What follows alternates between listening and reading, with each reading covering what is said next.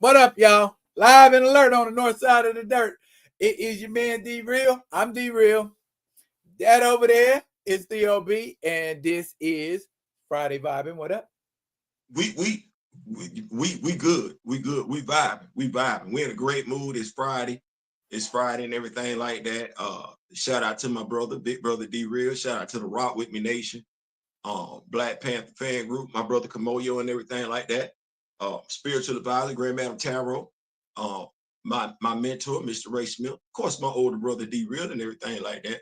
And I'm gonna address recast the child in a few, but shout out to the Black Panther fan group, Council of Wakanda. I'm gonna holler at recast the child in a few. We gonna right. Let's well, ain't nobody in the room yet, at least, and ain't nobody that want to make themselves known. Okay. Trey seen it too. I like that name.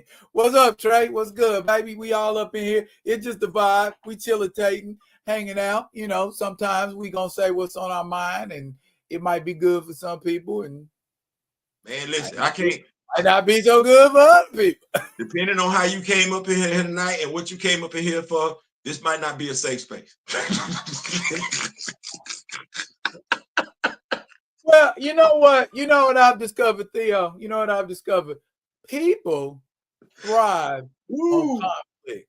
People thrive on drama. If you got yourself surrounded with some conflict, or you surrounded with some drama or some funk in some kind of way, all eyes is on you. You feel me? With dadgummit, there's going to be one hell of a hot take tonight.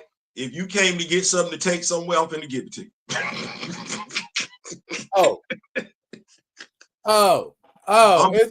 It's gonna be suckers getting drug part 2. I'm fixing to. That's FIXIN'2. I'm fixing to give it to you. Whatever you came. If you came, if I'm the rat, and there's a trap that you got, it's consider it sprung. I'm jumping right on in there. I'm finna take the bait. Already. Because I mean, we vibing, but like I said, sometimes you just gotta say what the hell's on your mind. And if some people don't like it, then they should correct their behavior. You feel me? Like I wear my emotions on my sleeve. You know what I'm saying? Like I ain't never been. I don't know how to do fake. I don't know how to do that. That's too much acting, and I ain't getting paid for it. So I don't know. Okay. So what you're saying is, if we was gotcha, man, I would be Ken and you would be Joe. Yeah. Okay. Yeah. Okay. Got it. Beyond a shadow of a doubt. I watch this. Wasn't it about a couple of years ago that a more well-known YouTuber stated that he was Martin Luther King in this equation and I was Malcolm X? I didn't give myself that name. He did say that. He did say that before he got a knee put on his own neck. But listen, it's one of them things where I have been given names. Let me see. Malcolm X, the receipt keeper, one of the key people that somebody goes to for all their Black Panther content. You were the other one. And it wasn't the two of us. And the griot. These are all names that that folks have attributed to me since I got started in this. So this is going to be a very, very Malcolm X moment. It's going to be. Let me sit in the back and post up. Okay, I'm about to hang out. Do you see what my man told me get clean? He said get clean. So I got some outfits for you. You know what I'm saying? This just I'm touching on my heritage while simultaneously being a Kansas City boy. But I digress. Go ahead. You ready? I'll put this on for a reason. Play on, player. I'm right here. I got you 6. You see it's red, right? See it's got holes in it? Yeah, I dressed this way for a reason this evening. So I'm in my feelings. Damn what anybody got to say. I'm in my feelings. If you don't know by now, I'm in my feelings. I'm in my feelings. I've been in my feelings for a couple of weeks now. And I don't want nobody saying, oh, when you do something to put somebody in their feelings, they're not wrong for being in their feelings. That's what you wanted them to do, be in their feelings. Well, damn it, I'm in my feelings. And since we know folks like taking stuff that don't necessarily start with them, I'm gonna give you something to take tonight. I'm gonna give you something to take tonight. I'm mentioning names. I don't care. I don't care. So Mr. We on top. Mr. We on top. Since you want to thank everybody from Recast to T'Challa, except for 2 damn people, damn, that's hard as hell. I want you to make sure you understand what I'm getting ready to say, so you understand what I'm getting ready to say, because I understand it. Had you just mentioned 1 or 2 names, ain't even have to be me and D-Real, I ain't saying a damn thing. Had you just said to all those, I ain't saying a damn thing. No, you went above and beyond to drop everybody's damn name except for ours. And you know what's got me in my damn feeling? The fact that you did it. The fact that you did it, and the fact that I can look in the damn comment section and see folks that rock with us ain't check your ass. Seeing folks that be asking me and Dara to do this, that, that, and the damn third, and all they got to say is thank you, appreciate it. No, that's effed up. You know damn good and well it's effed up, because if somebody would have did it to you, you'd have been in your damn feelings. I'm not with that. I'm too damn grown for that. I ain't got time for that. So Mr. We the damn owner to the damn top, I don't give 2 dams. Mr. Chill the Dre the damn the dot, beat back of the damn. I don't get blues. What the fuck? The black comment, all y'all. All y'all, because I'm gonna keep it a buck. When he and I got started, we wasn't checking for y'all. Y'all was checking for us. One of y'all was so damn childish, you trolled me deliberately over a fucking weekend just to get a response, so we would have a sit down with y'all black ass that damn Sunday. We ain't never looked for y'all. We ain't looked for y'all for a damn thing. And do you know why we ain't looked for y'all? Because the role that we was looking for wasn't being filled by your content. There was a lane missing. You knew it was missing before we got out here. You knew we was feeling it when we got here. That's why you linked up. We ain't never been checking for y'all, and we ain't checking for y'all now. And do you know why? Because there's not a damn thing y'all can tell me or Dara. You can't tell us nothing. You can't teach us nothing. Not because you're not smart, not because you're not intelligent. No, because you're all assholes. Bitches, if you will. I said it. Bitches, if you will. And a bitch can't teach a man nothing. Neither can a nigga. I said it. Go run tell that. Oh, looking ass. I'm him. He said I was Malcolm, right? Anytime, any place. I keep a grill with me just whenever somebody want to smoke, I got it available for you. I don't like none of you hoes. I ain't got no respect for none of you bitches. None of you. You all bitches. You all I don't give a damn. Call this the crash out episode. I don't give a damn. Back of this, beyond that, new rock that, y'all all the same damn person. Heavy this, John that, y'all all the same damn person. Y'all fuck boys to me. I said it. You don't like it. You got an opportunity and an open invitation to do something about it. I wore this for a reason. That means it's on site. It's on site because I don't like bitches, especially bitches that come looking for me when I ain't doing nothing but minding my own damn business. So you got it. You wanted it. We here now. Run tell that. Come holler at your boy. Inbox me. Send me the addy. I got a GPS. I will pull up and I will smoke that ass right then, right there with nothing but what God gave me. I don't need nothing but that. You're going to get mauled. You're going to get maimed by a 5'8" Tasmanian devil, and you're going to, you swore you came out better with Wolverine. Keep playing with me. Okay. Okay. Okay. Well, that was certainly, well, I ain't gonna say it was unexpected because I knew before the storm came, I saw the clouds forming. So I'm like, looks like rain.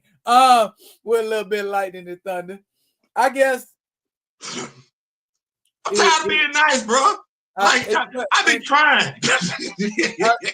and I understand the frustration because I was there last week. But here's the thing. They dealing with two different extremes of people. If in fact the same people is the same people doing whatever.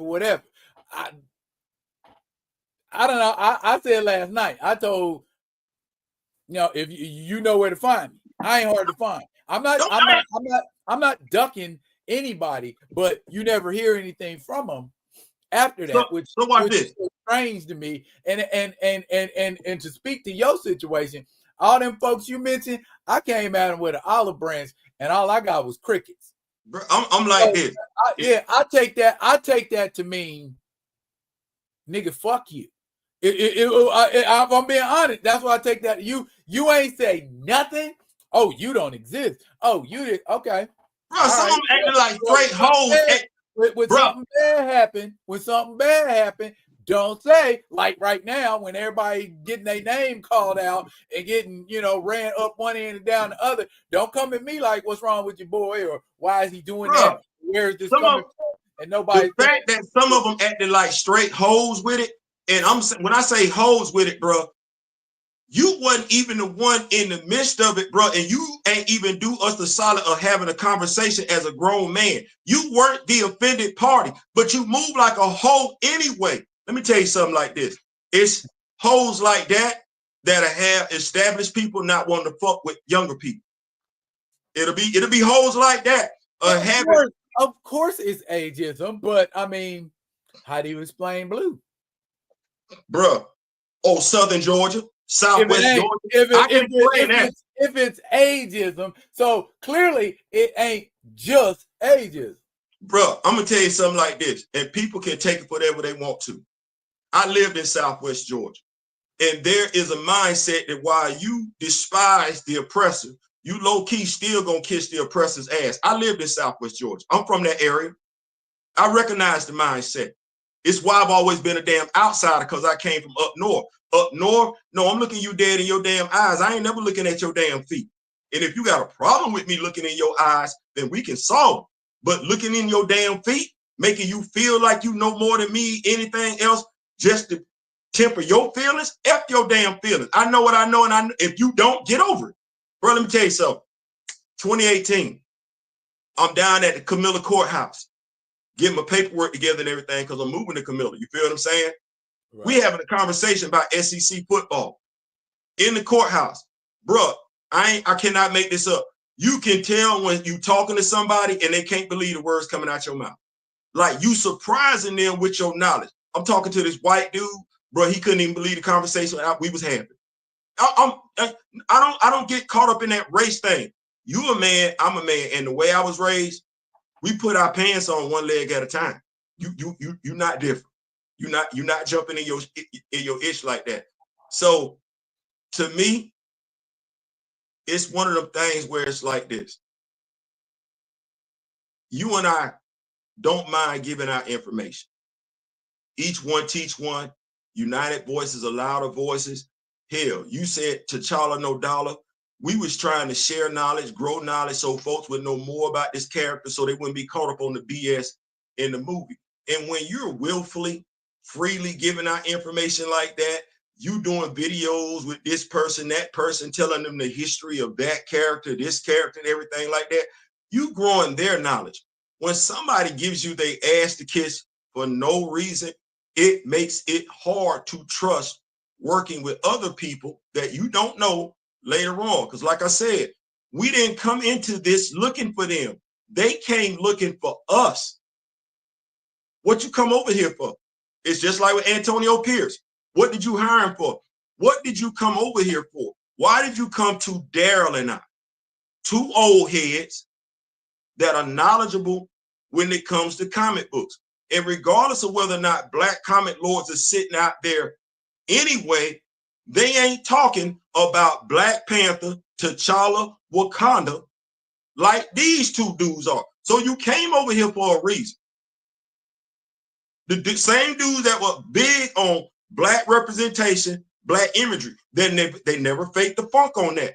That was their primary goal. That was their primary focus. That's why they kind of kicked the bobo with one another. You knew that when you came over here. They knew that, but they still came and they still pulled for information. Then when the information we gave them no longer suited their hidden agenda, they showed their ass. Then you want to bring other people into the mix that we don't know, ain't trying to have no conversation with us, ain't gonna be grown, ain't gonna be that thing. Well, I hear what you're saying, but let me go see what they got going on for myself, because I ain't got nothing to do with you. No, you're gonna bring them childish people in, not thinking that folks that's part of the Rock With Me Nation gonna come back and tell us y'all on some slime shit. What for? What you need me and Daryl content for? Why me and Daryl got to get thrown up under the bus? Because we said something about Monica Rambeau? Because that's what the bullshit go back to. Really? You and your feelings? Because me and Daryl knew more about Monica Rambeau than you did? Well, it's a lot of shit me and Daryl know you don't know. It's a lot of shit Daryl know I don't know. It's a lot of shit I know that Daryl don't know. That's how the world works.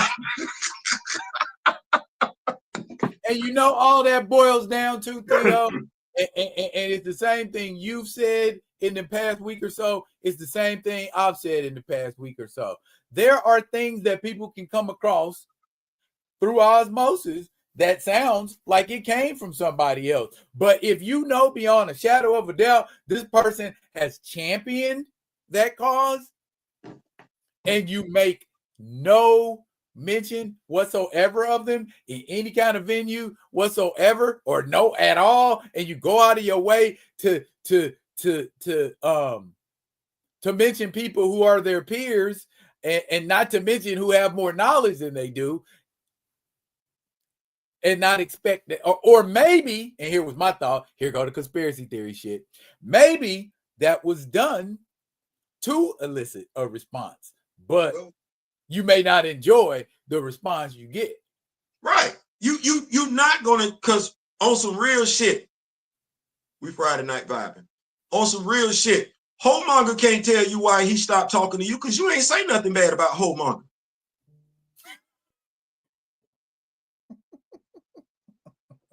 No, I'll tell you why. I'll tell you why. I'll tell you why. He was getting attention from people who had more subs than I did, and so he was like, "All right, well, I'm beneath him now." So you never disparaged him. That's what I'm saying. Like, bro, you never disparaged him. You were doing comic book reviews with this hoe. You was doing comic book reviews with this hoe, and this hoe just stopped. Like this, what this hoe did was this hoe ghosted you. What grown man ghosts another grown man over a damn comic book review? Oh, Marcus from Back of the Bus.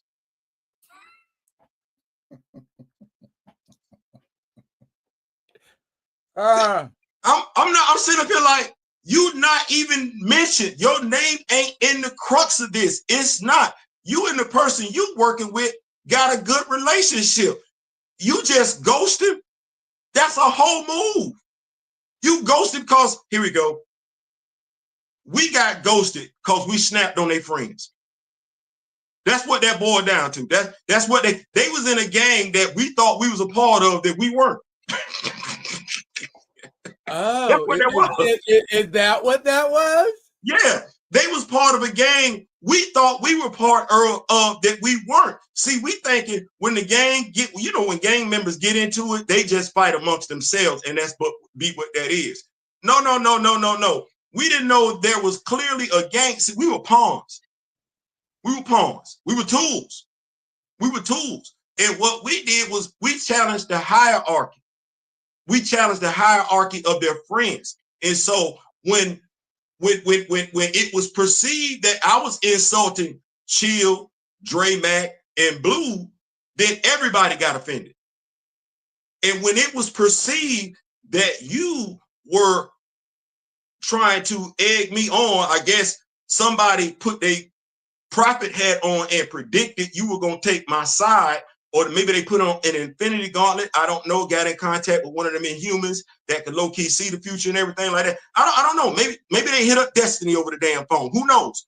But I guess they felt like you was gonna take my side, so they got mad at you, guilt by association, and so all they whole asses stop fucking with you too. That's a whole ass move for some people that call themselves some grown ass men. Whole ass move. And I don't give a damn if you're over here and say, well, why you talking about me over there? Ain't you talking about me over there? I keep that same damn energy. Ain't you talking about me over there?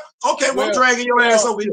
Well, actually, no, not now. They ain't talking about you now. They doing like Ryan Coogler and them was trying to do with Black Panther 2, Wakanda Forever, is wipe out every vestige of your existence and try to pretend like they never, ever had any kind of association with you.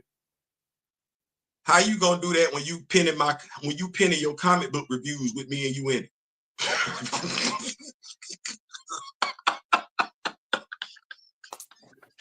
Hey, who's that guy in your comic book review? He sounds really knowledgeable. Well, don't worry about that. That's not important. What's important is the information, not the individual giving it. Here's the damnest thing. Those comic book reviews weren't done on my channel. Like, they weren't used to grow my platform. They were on your channel to help grow your knowledge, and you still got them pinned up there. That's crazy how you got comic book reviews pinned and you don't even fuck with the dude that you did the comic book reviews for. Hang on a second. What? Blue's in the house. I don't give a fuck. I know you nobody give a fuck before. I know you don't. But here's the thing. Here's the thing. He can't. You see what I'm saying? And for me, that said something. He's been in here before. Now me personally, hang on, let me finish.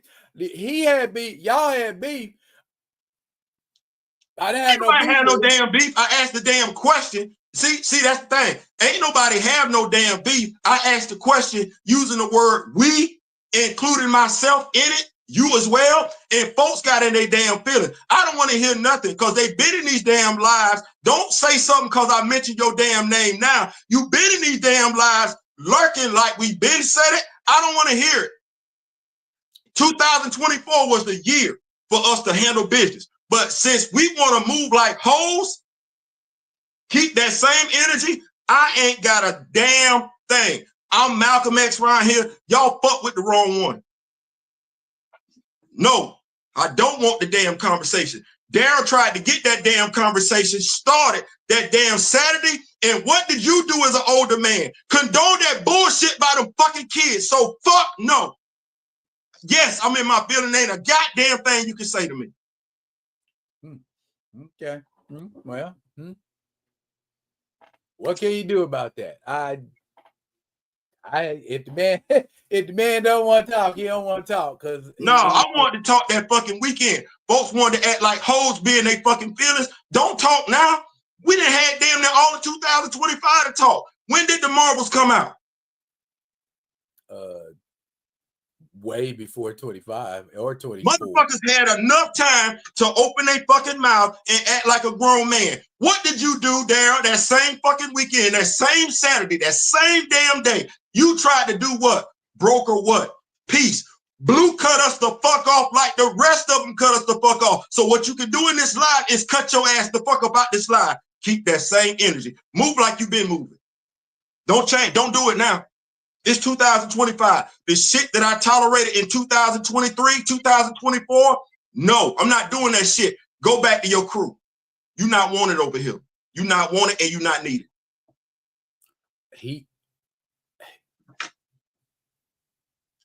Go run tell that. He didn't know about a Saturday combo. Man, I don't want to hear that bullshit. You know what? Motherfuckers don't never know when they fuck up. Here's the thing, what I do know. He ain't said shit to us since that damn Saturday. Has he? So don't lie to me, dog. I don't do that lying shit. Take your ass back over there. Move like how you been moving. Well, if I'm being honest, he ain't never said anything to me. He's damn right. He ain't never said anything. How come y'all not interacting no more? No, you a grown fucking man. Take your ass over there. Take your ass back over there. Because you know who kept fucking with us? Do you know who kept fucking with us? Flash by Night Marvel kept fucking with us. He ain't fall off the earth mysteriously. Here we go. You ready? Student of the game kept fucking with us. He ain't fall off the earth mysteriously. Everybody else, including Blue, fell the fuck off the face of the fucking earth. Yeah, you got words, but your words can't match your actions. You went ghost. You did. You did. And so I don't want to hear it. Keep that same energy. You ain't fucked with us for almost a year, damn near a year. Keep moving. You ain't interacting with me. You ain't interacting with D-Real. Y'all all move the same fucking way. The thing was, we never called you out on it. We kept it going. Well, y'all done got beside y'all fucking selves to the point where, no, we're not going to keep ignoring bullshit. We're going to call for what it is. I'm ready for war. I don't give a fuck. I don't. Y'all some slimy asses. It is what it is. Just like when you came in that fucking live that Saturday morning, you did not want to hear a fucking thing I said. Then you got right off that damn live. All y'all went over there to chill and did a fucking live and started talking slimy and shit like that. Don't act like that wasn't what it was, because it was. I saw it, and way too many of us did. So keep it pressing, dog. Keep it pressing. You ain't been consistent. Ain't none of y'all been consistent. As you said, what y'all done has been convenient. Remember when you told me that? Conveniently black? Yeah, y'all called me the grill for a reason. Chillmonger called me a receipt keeper for a reason. Yeah, you said conveniently black, right? Y'all going back on over there. Hang on a second, Theo. Time out. Now, you going off on the man. You don't want him to be able to respond to what you're saying? He had a year, dog. And see, this is where I'm at with it.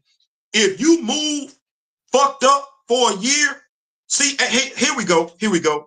When I fuck over people, ain't nobody ever got to tell me I fucked them over. I know I did it. If I stop talking to somebody, ain't nobody ever got to tell me I stopped talking to you. I know I stopped talking to you, and I know why I stopped talking to you. Now, I might not ever be man enough to tell you why I stopped fucking with you, but I know why I stopped fucking with you. Well, what's so pertinent? What's so pressing? Why do I need to hear it now? We didn't hear it that Saturday. We didn't hear it that Sunday. We didn't hear it that Monday. Even though there were quite a few people laughing at Dre Max troll video, right? Right. Quite a few people saw that Dre Max video, and everybody in that circle knew who that video was aimed at, Blue included. Well, we didn't hear nothing that Tuesday. We didn't hear nothing that Wednesday. We didn't hear nothing a week after that event. We didn't hear anything a month after that event. You didn't hear anything from Chill. I didn't hear anything from Back of the Bus. Neither one of us heard anything from Blue. 2 months turned into 3. 3 months turned into 4. 4 months turned into 5. Just like me and you knew we weren't talking to Blue, Blue knew he wasn't talking to us either, except we was trying to figure out why. He wasn't pressed. He kept it moving. So what I'm going to say is this. You've been keeping it moving for so long. I'm a United States Marine. I mean what I say, and I say what I mean. You've been keeping it moving for so long. I don't trust anything that's going to come out your mouth, man to man. I don't trust you. So if I don't trust anything that's going to come out your mouth, there's no reason for me to entertain, hear, try and understand anything that's going to come out your mouth, because based on your actions for over a year, I'm going to feel like in my heart of hearts, where it matters, you're lying. And your actions are the reason for that. So there's no reason for us to talk. This is Friday Night Vibe. We got tired of folks like we on top, taking our shit. Folks not saying nothing, not giving us no fucking credit for Recast T'Challa. We've been holding our tongue for I don't know how long now. So on our show, we decided to let it go, or at the very least I did, because I'm not going to keep sitting up here letting motherfuckers think I don't see them when I know damn good and well I see you. I got on a pair of damn contact lenses and reading glasses. Bitch, I see you. So no. And if it seems like I'm being petty or unsympathetic or uncaring, you're absolutely right. If it seems like I'm being unfair, you can say that, but then I'm matching energy. I'm being just as unfair to you as y'all were to us. Take it. We did. He said, I ain't mean to fuck up y'all vibe. Hey, get your shit off, cuz. Well, I mean, quiet. It ain't quiet. personally, I ain't had no beef with him, but I ain't either. That was the damnedest thing. Neither one of us did.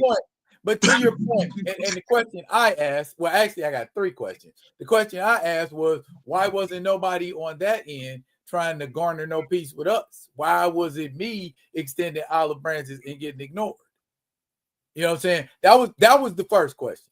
The second question was, actually, you know what? Actions speak louder than words. So, and you just said that earlier. If your actions were not meant to be interpreted as something hurtful or something disrespectful, why didn't somebody make it known that it was like, okay, ignore? And it wasn't. And it's one thing. Hang on. It's one thing if it was just one person. And by the way everything was moving and meshing, you can't tell me ain't none of y'all had no offline conversation and said, what? Because we had offline conversations like that before. What's the deal with such and such? What's going on with them? So to me, it felt like, oh, it sounded like we butted them conversations now. So my thing is, I'm gonna keep it moving. I'm gonna keep it moving, and that's what I did. I kept it moving. Now, is somebody coming out with a video and they giving credit to everybody that done mentioned something about recast T'Challa except us? That sounds purposeful. You know what I'm saying? That's where I'm at with it. So if people are purposely like, fuck y'all, then if it's fuck me, you know it's fuck you. And anybody associated with anybody like that. So that's how I feel. If you ain't fucking with me, I ain't fucking with you. You ain't talking to me, I ain't talking to you. And that's where I was with it. Bro, here was the thing. Your first question was actually the second question. And if I'm gonna be more angry at him, it's like you being an old head and you didn't even sit down and say to them, hold on, did y'all hear what Theo said? I said, what can we do to move the needle forward as far as black representation? The fucked up part about it was you got 3 motherfuckers coming in the midst of some shit. Then, because they so fucking arrogant, don't want to go back and revisit this shit. Had you came in from the fucking beginning, you'd have heard what the fuck I said. But see, that goes back to having a lack of respect for a motherfucker off the rip. Because see, I ain't getting no benefit of the motherfucking doubt. We supposed to be both from Georgia. Dog, you ain't stick up for me, not at all, because we both from fucking Georgia. No, let that motherfucker get ran the fuck over. Not, I think he cool. I think he all right. Let me reach out to Theo. No, let it be what it's going to be. I said, how the fuck can we move the needle as far as black representation and black imagery? The sad part about it is, it wasn't neither one of me and you that said shit about them going to go see that damn movie on Friday. They went to go see that damn movie and got clowned by people from their family. We didn't have negative shit to say. All we said was, we knew this was going to happen. Now what the fuck can you tell me? Tiana Paris sitting out there doing interviews talking about, far she don't know when the fuck she going to get a fucking phone call from Marvel. Her character stuck on the other side of the fucking universe. And I be goddamn it, me and Darren didn't tell y'all that bullshit going into the damn movie. We told y'all that shit was going to happen. You sitting up there got a motherfucker talking about Frank Rambo ain't fucking relevant. When the fuck you as a black man, an older black man, I guarantee Blue got fucking kids. When do you sit there as a black man and you don't see no fucking value in yourself as a fucking father to let that jit say some shit like that? No, it was let me gang up with these motherfuckers because they all clicked up, they all popular and shit. Damn the real shit, because I'm being convenient. Because I'm being convenient. The shit me and Darryl talk about is too black. It's too real. It's a certain fucking threshold you better not go past if you trying to link up with Marvel. If you trying to link up with Marvel, link up with DC, and you scared, no, it's a threshold you better not go past. Well, they call me Malcolm X for a reason. Fuck that threshold. It's about black representation, black imagery, black love. That's always been my fucking priority since day fucking one. So no, I don't want to hear shit. Did he? Blue said they not all that popular. I don't want to hear that bullshit, bro. You know damn good, bro. That's why you sit up there. Yeah, well, you gotta have some kind of sense of importance of yourself. So, bro, you know damn good and well, bro. They think they popular. Bro, you heard me say that shit, bro. And that's the shit. Here's the thing. That motherfucker don't know that shit hurt. We were supposed to be walking lockstep.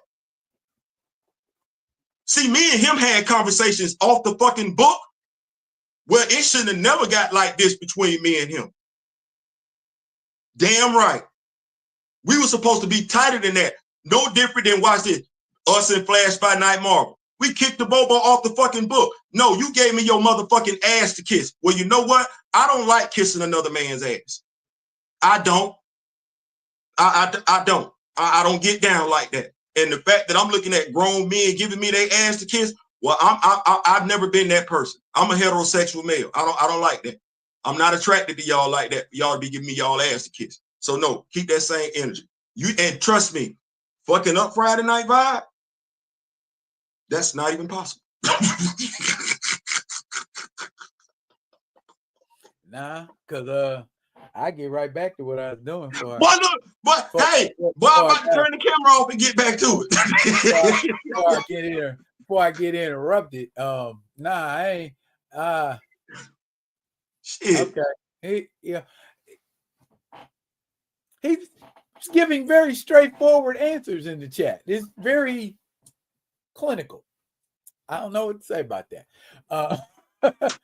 Anyways, I saw something in the media. It's in the media. Real quick. Remember that? Yep. That's how we know. Did I make a video about that? That's how we know. That's how we know. How many other people made a video about that particular thing with that particular actress?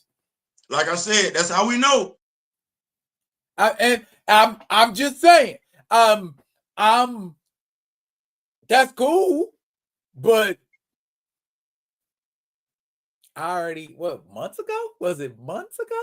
Was it months ago when I talked about that? More than months ago. Bro, all I'm gonna say is this. On some real G shit, we be talking. Me, you, Mr. Smith, you know, Juju and everything like that. This is just on some real G shit. And see, what's done in the dark will come to the light eventually. You know, all you have to do is just sit back. Bruh, we've been doing lives for a minute now. And it was one of the things where it's one thing when you got your crew, right? But me and you been doing lives to the point where numbers growing, because we going to keep doing what we doing. We're going to keep dropping that knowledge because that's what we do. Numbers growing in our lives, but it's always the same people talking. And see, let me tell you how folks tell on themselves. And I'm not trying to do this because, see, me, I'm a God-fearing man, but even God let man know I done had enough. So we've been doing our lives, and we ain't said nothing. We've been doing our lives, and we ain't said nothing. But we mentioned names tonight, and now somebody say something. Well, you been in the lives. We've been knowing y'all been in the lives. We've been knowing, because them numbers get growing and everything, keep getting higher and higher and higher. And it ain't nothing but the same people. That means it's people in our lives that ain't saying nothing. They just observing what they looking at. That's something in and of itself when you in somebody's life and you ain't saying nothing, especially when you know that person. Well, if you know that person, but don't that person, why you in their lives? Because here's the thing. Here's the God's honest truth. We're not in y'all lives. We're not. The thing is, it's people that rock with us that's in your lives. And they come back and let it be known, y'all be on that bullshit in y'all lives.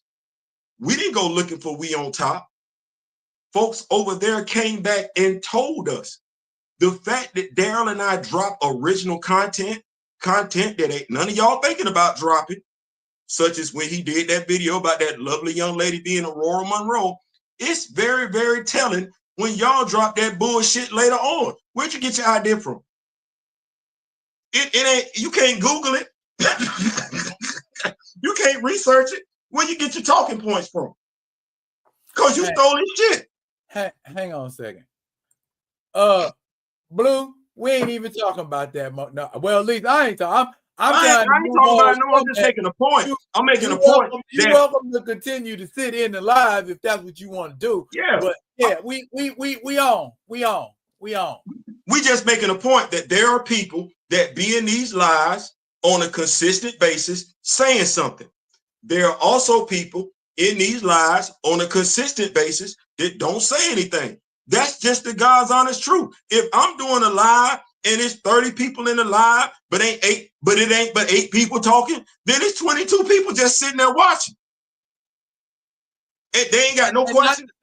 Not to say it's anybody specific, but it's definitely somebody, and that's fine. Right. Well, I don't have a problem with it. And like I said, my biggest problem is people using stuff I know come from something I said and don't give me credit for using the shit I said.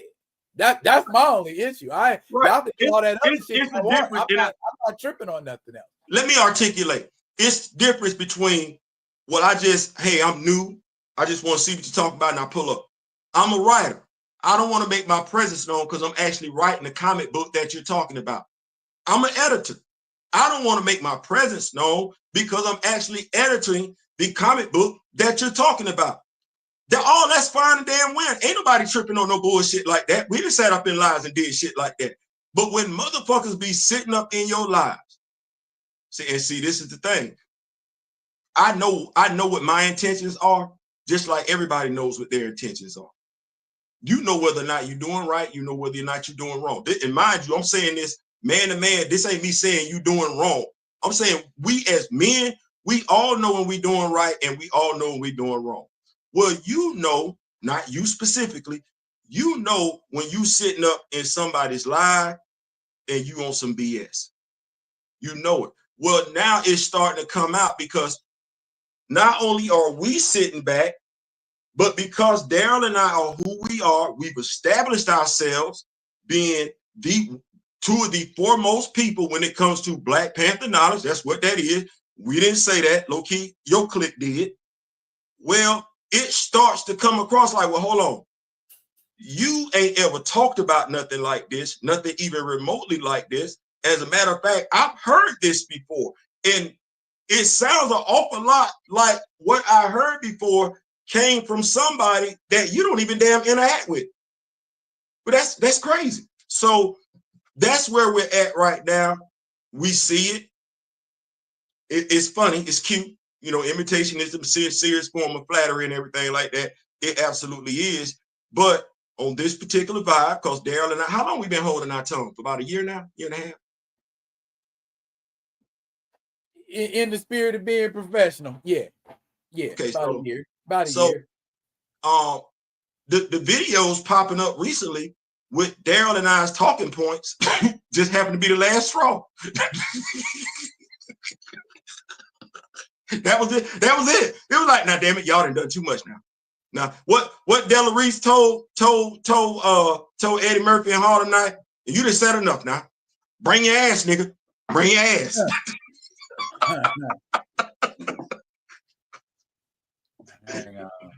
You didn't accuse me of stealing. What the fuck is wrong with me? What the fuck is wrong with you? Nah, I got to whoop your ass.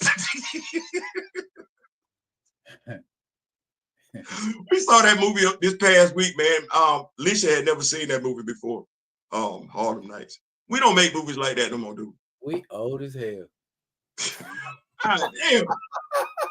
Yeah. I mean, when it be coming out of my mouth and I be saying it, you know, that there are human beings on the earth that actually ain't seen Harlem Nights and coming to America and stuff like that. I'm just like, dang, it's definitely a changing of the guard for sure. The thing is, Crystalline had seen it. Alicia had never seen it, and I would say to anybody that's never seen Della Reese outside of Touched by an Angel, you need to go see Harlem Nights. If you ain't seen it, you ain't seen it. Also, because I'm gonna do the comic book review on Nazi Boys and everything like that. Listen, if you're an Orlando Jones fan, low key an Eddie Griffin fan, go catch Double Take. That movie don't get enough credit, as far as I'm concerned. That movie, did you like Double Take? Who, me? Yeah. With Orlando Jones and Eddie Griffin? Yeah. Kansas City boy, Eddie Griffin from Kansas City, of course. Man, y'all go watch that movie. Y'all go check that out. That movie hilarious. That movie is hilarious. Orlando Jones I don't know if people remember him starting out on Mad TV. Yeah, I remember Mad TV. He got a funny bone that if you ain't ever seen him in anything but Stomp the Yard and Sleepy Hollow, you don't know it. This dude got something. This dude got something. This dude got something. He was a Nazi. He was a Nazi on American Gods. Yeah, boy, that speech. That's speech. Like I'm like, you ain't get nominated for nothing after you gave that speech. You know what? Well, Paul Martin says, "Speak for yourself. I ain't old. I'm mature." Nah, you old, bro. You just don't know it. Speaking of speeches, I wonder. You remember when Angela Bassett said she was upset that Ryan Coogler was killing all Queen Mother Ramunda? Yeah, and he sold her on it. I wonder if part of the selling was that her giving that speech along with her passing was going to guarantee her an Oscar. Because Angela, Miss Bassett, Mr. Vance, Mr. Courtney B. Vance, I don't mean no harm, no disrespect. If that's what he told you, Queen, he lied. He lied. And I'm saying he lied when he let it come out his mouth. Your impact as the Queen Mother Ramunda, your impact as an actress, there's no reason for us or any writer to feel compelled that they have to delete your character to add any more significance to a role you're portraying. That was complete and utter BS on behalf of, watch this, Recast T'Challa. We apologize for that. We didn't want that. We didn't care for that. We still not pressed for that. And here we go. If I may, Daryl, the rumor that folks keep asking me and you about that we don't give two damns about. Can I use that as a segue? Yes, please do. God. First and foremost, me and Daryl don't give two damns about no damn rumor. Look at all these rumors around me every day. Well, here's the thing. Here's the thing, Theo, and this is why I think people always do. I know at times we've said if it's stuff that they want us to speak on, hit us up and ask us to speak on it. And that's what has been happening. But there was a message prior to that they forgot about, and that was no T'Challa, no ticket, no T'Challa, no dollar. If you ain't putting T'Challa in it, we don't want to hear it. And now that's precisely what the conversation is about. So naturally, people want to know what we think about it. My thing is, just like you said, to your point, I ain't heard no Aldous Hodge. I ain't heard no Elan Noel. I ain't heard no Trevante Rhodes. I ain't heard no Damson Idris. So until y'all quit putting these AI Black Panther bodies with the favorite star of your choice as the head, and I don't hear something from the studio saying this cat right here is getting ready to play Black Panther, I don't have an opinion. And then this me. I might be the wrong one to ask. I'm apologizing right now. But the dude said, I'm the Malcolm X out the two. Well, when did Malcolm X settle a compromise for any damn thing? So if you're going to have a conversation with me and it's got variant somewhere in it, don't. Don't. Because I don't want no damn variant. No, I want what everybody else got.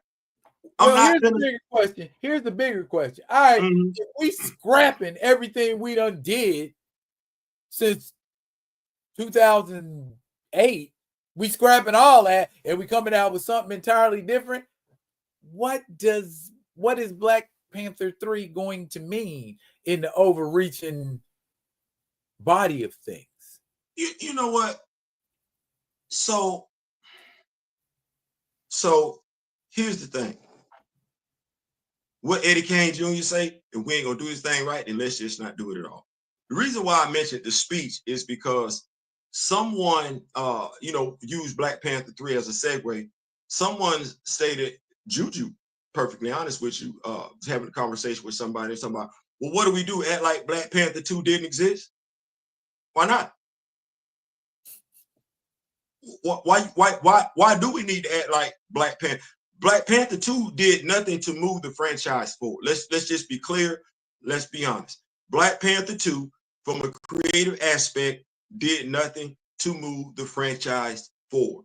That movie was polarizing. That movie has divided a fan base. You did not, you said you had, and I don't know why, and this is me saying this just as a man.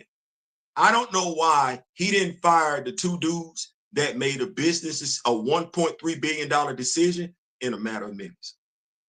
Damn if you like them or not. Daryl, if I ever do something like that, fire me. We in business, let me go. Because clearly I ain't thinking right. And I'm telling you, man to man, friend to friend, you ever do something like that, I'm gonna terminate. I don't give a damn how much money we make off of it. It could make all the money in the world, but that's irresponsible. Yeah, very. So then you sit up here then and it's like, well, I want to offer him something. Well, if you're gonna offer me something and I'm going to accept it, I'm not going to accept less. You can't offer me less. A variant is less. That's not the same. That's not the 616. That's you as a Black Panther fan, regardless of your race, ethnicity, gender, sexual orientation, saying, well, I'll accept it just as long as I got T'Challa. No, because T'Challa wouldn't do that. Now, here's the thing. I thought about it. It flashed in my head real quick one day last year when folks started talking about variant. Okay. Remember during Christopher Priest's run when King Solomon's Frog drew that Jack Kirby Black Panther variant out of the time stream? Yeah, I remember that. And we had that Black Panther kind of, he was a little more frolicky and corny kind of. Wind up dying from a brain aneurysm, if I'm not mistaken. Yeah, me, myself, personally, I don't know. It depends on how they swing that. That might be a viable vehicle.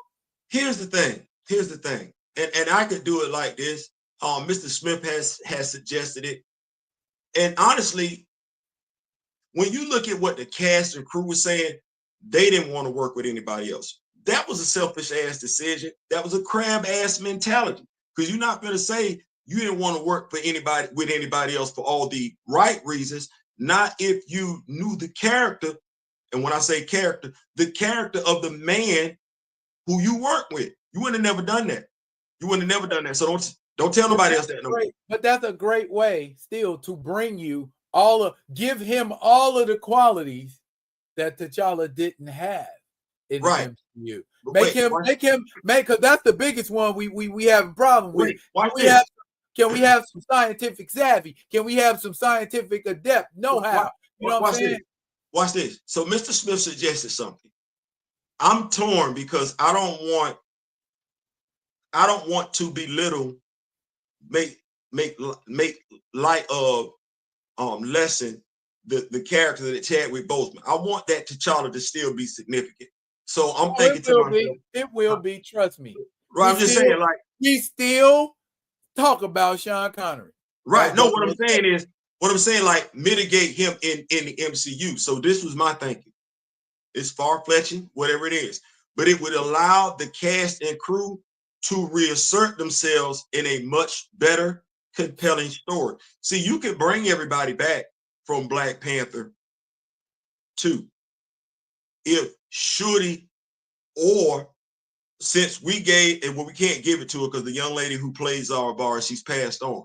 But if we could have it where somebody like a Zara Barry has a premonition, and that's what Black Panther 2 was, a premonition. So now Shuri knows something is wrong with her brother, right? She didn't know before. That was the whole premise. She didn't know. Now she knows something is wrong with her brother. We take that T'Challa, put him in the chamber like we did in Reginald Hutlin's run, right? And we update that story, Deadliest of the Species. We still get Shorty. Now, if we got this plot, we're going to do this story. That gives Letitia Wright enough time to bulk up. I'm not accepting that. No, you're not going to look like that on screen. If Natalie Portman can go in the gym and get jacked up, you can too. Nobody's accepting that. That is her responsibility to represent the role of shorty like she's supposed to for our young ladies. You need to show our young ladies that they can both be smart and athletic. You didn't do a great job of that. That was lacking. So we could get a update, a modernization of the story, Deadliest of the Species. We could give us a proper Namor, do away with that whole damn more Taloka-ish, bring it back, Atlantis, real time. That would work because we got a Fantastic Four movie. Namor has history.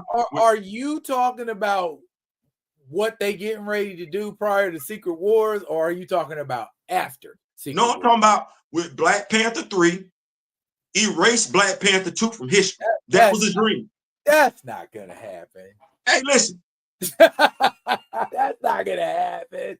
They gotta say they have to screw it up more. They're not gonna fix anything because whenever we say fix something, they do the polar opposite of what we ask them to fix. So maybe we shouldn't say nothing, and it'll turn out. All I know is this: if they do a Black Panther 3, you put Denzel Washington in that movie all you want to. As soon as somebody say TJ is in that damn movie, that movie didn't fail. You put TJ in there if you want to. What is the going rumor? He gonna be playing Aurora's dad? He can play her dad. If you put TJ in that movie, I'm telling you. Ask for that. Nobody. Who said you know who we need to see? We need to see David Monroe. Who said that? Watch this. Why Chibe can't be her daddy? You know they like doing stuff like that. Why Chibe can't be? I'm just saying. I know why he can't. You going MCU style? I'm just saying. I know why he can't, but that ain't stopped them from just throwing names out there before, just throwing names all over the place and everything like that. He playing. I'm just saying. Well, first of all, it's a rumor. Ain't like we give two damns. Because like you said, ain't nobody said nothing. We waiting. We don't want the rumor. We want news.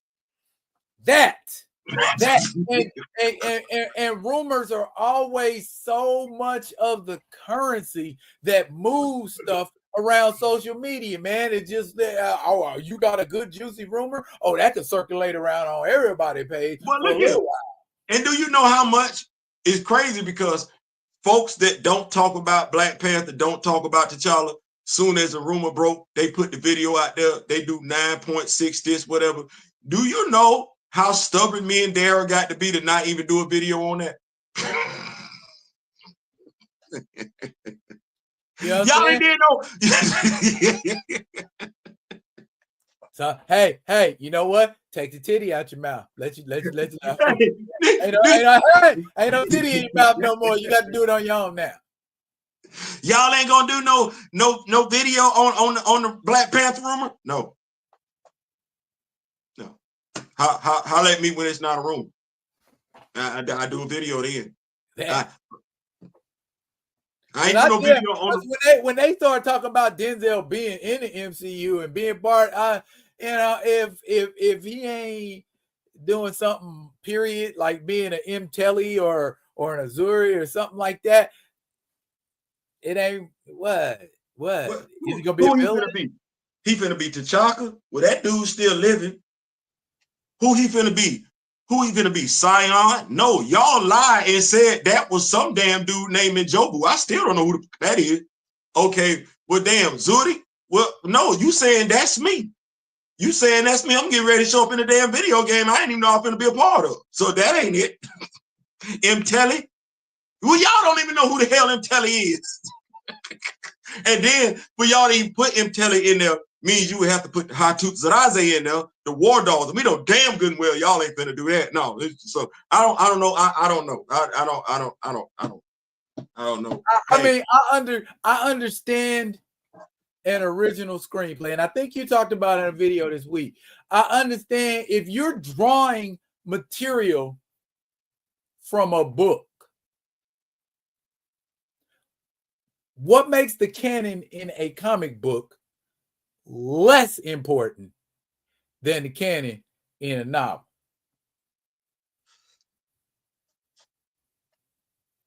And hold that thought before you answer. Why do they continue to do it? Because we accept it. We know Avengers was wrong as 2 left feet, but you put elements of things that we liked in Avengers. And so you said, oh, that'll fly. That'll fly. And it did fly. Why? Because we accepted it. Okay? You called a TV show Secret Invasion. You called a movie Civil War. Didn't have nothing to do with the book that the name was drawn from. It flew because why? Well, Spider-Man. T'Challa was in it. But Spider-Man was in it. Spider-Man and Peter Parker. But the point is they accepted it. So that is why Marvel plays fast and loose with storylines and characters and things like that, because we accept it. When you say give me Civil War, damn it, I want Civil War. When you say give me the Infinity Gauntlet Saga, give me the damn Infinity Gauntlet Saga. All you did was use the names of prominent storylines as a drawing point. I think if I had to, because you're absolutely right, using the names as story points. I think what happened then was you had directors who knew enough of the source material to keep those projects on point, per se. But then, and it's, of course, Jerry Jones, we talk about this tomorrow on our sports show, just like Jerry Jones is catching overdue flack for how he wants to run the Dallas Cowboys. You have somebody who wants to run it the way they want to. Well, that person is verbally stated they don't know. And they've made it a practice. They went out and said their hiring practice is to hire people that don't know. Well, at some point in time, that's going to catch up to you, because that means your projects are going to start drifting further and further and further away. To your point, Secret Invasion was a prime example of that. That was not Secret Invasion. And I don't know, as a comic book fan, I don't know who wrote that script and passed it into somebody that's a comic book fan who knows Secret Invasion, read it and said, oh yeah, we got something here. Nobody that knows comic books, they're not gonna read that script and say, oh yeah, we got something here.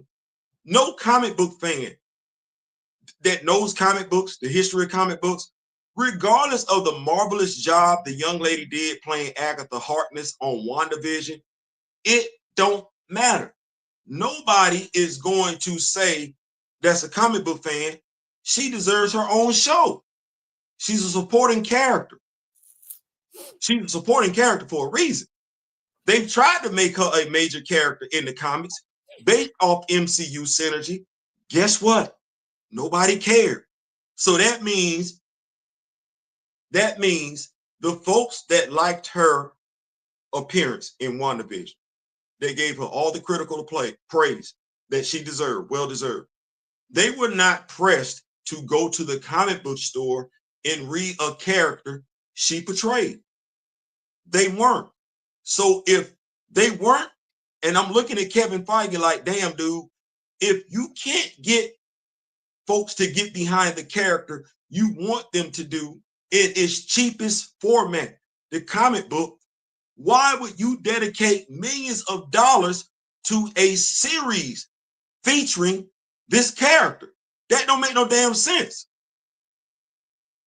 So they want to do what they want to do. I'm like we say, we got Wakanda in the house. Miller's Civil War was asked. I ain't speaking to the goodness or the badness of Civil War. I'm simply saying the core story, the point of Civil War was bastardized. And the only thing that came out of the comic book was superheroes fighting. That's it. And mind you, the second Civil War in Marvel Comics was done with MCU synergy. That was the only reason why they did that second Civil War. That was it. So, you know, whether it's bad or good or bad, they're still not honoring the source material. And the farther, if you keep straying farther and farther away from the source material, at some point, the product is no longer recognized. It's no longer recognizable, thus it's no longer desirable. Thus, fans start tuning you out. I'm concerned about Captain America 4. I'm concerned about that.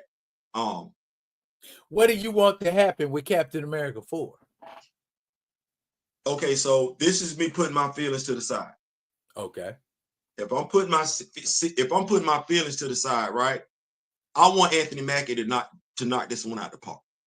I want this to solidify him as a leading man going forward, so he gets more projects where he ain't got to have a Harrison Ford in the movie with him. No, he can carry the movie by himself. I want his character to be elevated to the point where everybody gets behind him, like they got behind Chris Evans version of Captain America and everything like that. That's what I would want for him, moving my feelings out of it. But the reality is, whoever wrote this movie was not thinking about the ramifications of how it would affect Anthony Mackie. Just like, let me say this, just like who wrote that movie, The Marvels, was not thinking about how it was going to impact Teyonah Parris. They weren't.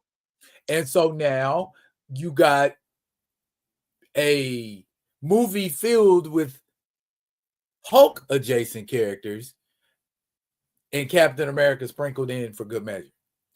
Ain't the movie called Captain America? Why is Captain America a footnote in his own movie? The only character in that movie that's Sam Wilson related is Joaquin Torres. And I don't believe Sam Wilson has ever faced the Sidewinder. That's Steve Rogers' villain. Yeah. So, yeah. So that's all I was pointing out. The Sidewinder and Falcon ain't never squared up and fought or had issues. So this is where I'm at with it. So let me see if I got this right. I'm a comic book fan, and I don't know why folks keep acting like that don't matter. You a Harry Potter fan, you going to go see a Harry Potter movie. Ain't you looking for some Harry Potter stuff? As my brother Daryl alluded to, we finna stop doing that. You finna stop acting like we don't have a right to expect what you expected from your new. You're going to get your ass hurt. You're going to get your feelings hurt. Stop. So I'm a comic book fan. So you mean tell me, as a knowledgeable comic book fan, I'm supposed to get excited about a Sam Wilson movie with a Incredible Hulk villain, two of them, Steve Rogers villain,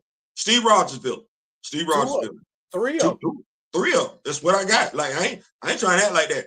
It may be Sabra gonna be in there, but because of the backlash that character has received, I really don't think she's gonna be in there that long. I really don't. I don't. So, as a comic book fan, not a movie fan. And as I said on the video the other night, not even a casual fan, because even casual fans to a degree know something. But I'm not casual. I'm a comic book fan. Okay. What about this movie supposed to excite me? Let me fill this comment real quick. Paul Martin said there was a period in the 80s when Grunwald wrote Cap's book where there was a new hero guest star a month. Right. Guest star. You know what I'm saying? But we talk about a whole movie. And there's more than a guest star. Because my whole thought process with it is a movie itself, an entire movie, should be like issues of a comic book. And at some point in a movie, you could stop that movie right there, and in itself, that much of the movie could be a movie in and of itself, i.e., an issue. Like, say, for instance, if at the point where N'Jadaka throws T'Challa off the bridge. We in that movie right there. That's the end of issue 1, and then the rest of the movie is the conclusion. You see what I'm saying? So, guest stars depends. You know, I don't want the guest star to overshadow the protagonist, and that didn't happen when Mark Gruenwald was doing Captain America in the 80s. We got Nomad, we got D-Man, we got Falcon, we got Diamondback. We got a lot of people that feature in that Mark Gruenwald run, but they never overshadowed Steve Rogers. Steve Rogers, even when he lost the shield in the suit, was still the focal point of that book. Not only that, but when you mention those books and everything like that, if I could just add to it, which is part of the problematic reason they said this movie's not testing well and everything like that. There's no relationship with Thaddeus Thunderbolt Ross and Sam Wilson.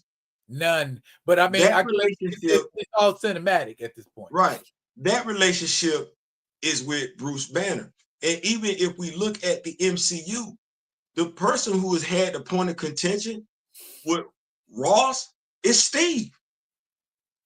Steve was the one, but it would be Steve and Tony that was having the one-on-ones, the contentious conversation with Ross. It wasn't Sam. Sam was having contentious conversations with Rhodey, because Rhodey was like, Sam, what we gonna do? So it's one of those things where you trying to develop something that's not there. And here's the thing where I think people get it. If you want to go see the movie, go see the movie. If you want to go, I ain't never told nobody don't go see no movie. I ain't going to go see it. And I ain't going to go see it. And I think I've been very, very articulate as to why I'm not going to go see it. But this movie has already been test screened. It's problematic. It's problematic for a reason. These characters in this movie don't make no sense. And my apologies to Giancarlo Esposito. While I would not have wanted to see him as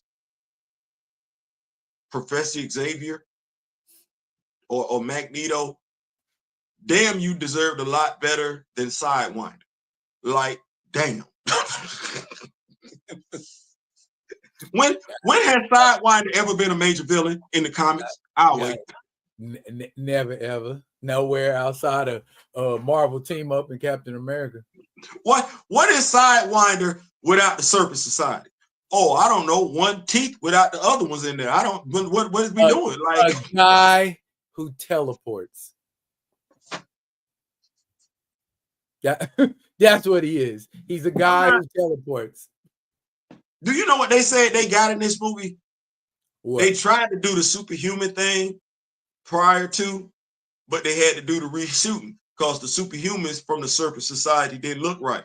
So now it's a bunch of super soldiers because they went from superhumans to we gonna try and make their abilities mechanical based to now superhuman. I'm gonna say super soldiers. How many damn super soldiers we got running around in the MCU? Because you keep killing them. You tell me they all gone, but they keep popping up. What's going on? So never mind. Well, you know what? You know what it is? Super soldiers are a corner that the MCU has backed themselves into. You murdered the vast majority of the Asgardians and turned them into some little pussified village somewhere out in Norway where they drink beer and fish. Ain't nobody practicing to be Asgardian or doing nothing Asgardian. So no Asgardians. You couldn't even develop a decent story for the Inhumans, and it was so terrible that you didn't even want to finish it. So we didn't get no Inhumans. So what we got left that's viable right now at this very moment. I don't even want to play no more. When you told me why the hell we got all these damn Supermax prisons when we ain't got no Is anybody still? Is the raft still empty? Or are they? Or is anybody getting? Are we gonna mention? Is the raft gonna even get mentioned? Is the raft gonna get mentioned at all in that movie? Ooh, or hey. that's just a footnote that ain't nobody thought about. You got a whole big ass prison in the water, and you putting regular old human people in it. Hey, can we talk inconsistency? So you got all these damn supermax prisons. We do not have that many criminals in the MCU. We just need it. I don't know why we doing that. They all keep getting killed. They keep getting murdered. And then you got this big ass, like, what's going on here? Like this. First, I get it. This is why this can't be the 616, because you're not gonna do that. You got this big ass celestial stick. Is this the Atlantic Ocean? His ass out of, or is this the? I'm thinking it's the Atlantic Ocean. But what's going on with the sea life? Like, what is? Talokan ain't pissed. Moore ain't upset about this. Like, this dude is right, and this the adamantium. This is where adamantium coming from. So he made so that's adamantium. That's what the big thing is in Captain America 4. Folks are scavenging off the celestial to get them the new metal known as adam. This right here. Everybody but Sam got some super soldier serum in them. Everybody in the freaking MCU, and Paul Martin is dead on. Everybody in the MCU is either a super soldier serum, gamma power, or something from Infinity Gems. Other than that, you ain't got no power. Let's see. Let's run through it. Okay. If you ain't got no armor, if you got armor, that cuts you out already. We ain't talking about Ironheart, Iron Man, or War Machine. Where did Captain America's powers come from? A super soldier serum.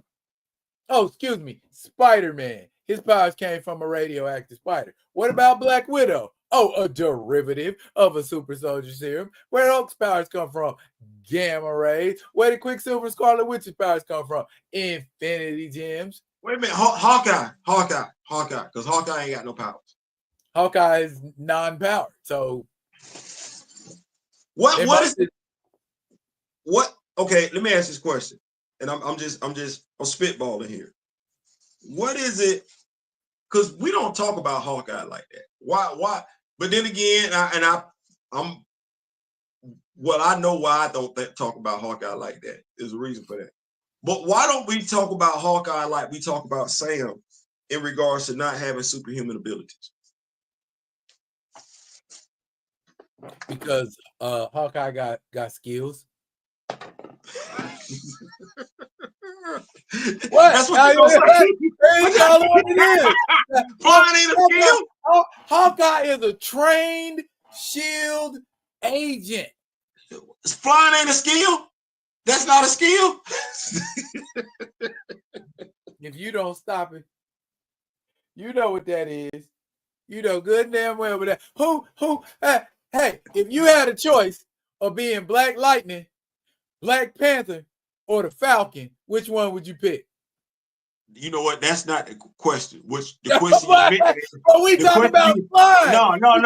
I'm going to tell you why. I'm going to tell you why, because it's going to be funny. It's still going to be funny.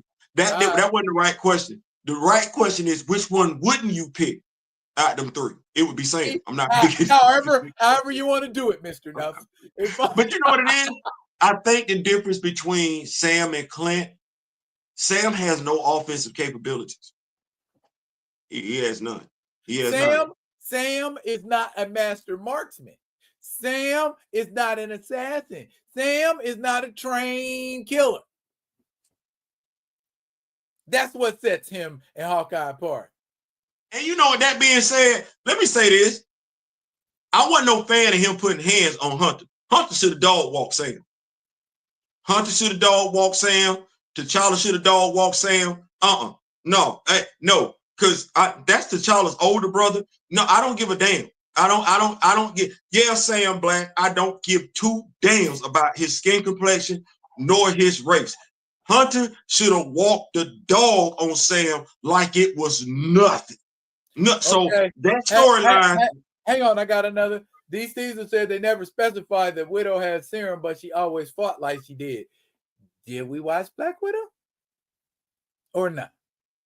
Because them heifers was getting injected with something.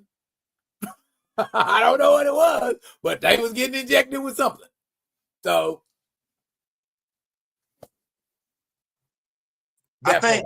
Well, here's the thing: they were getting injected with something. I think that was the thing to keep them neutered, for lack of better terminology.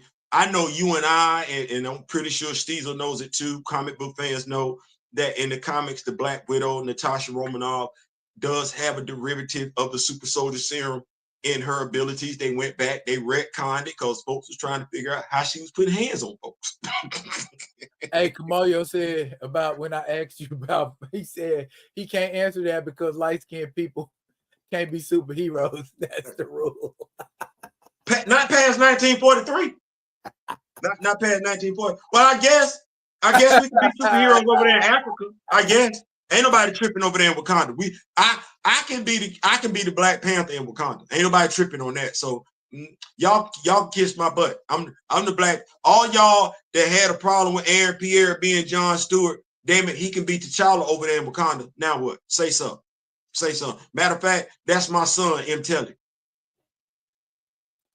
No, he would actually be. Yeah, that ain't how that would go. No, he would be T'Chaka. He would be T'Chaka. No. Hey, Gold Tree, how you doing? He say lots of characters don't have powers. Batman, for example. Well, we was talking about the MCU, Gold Tree.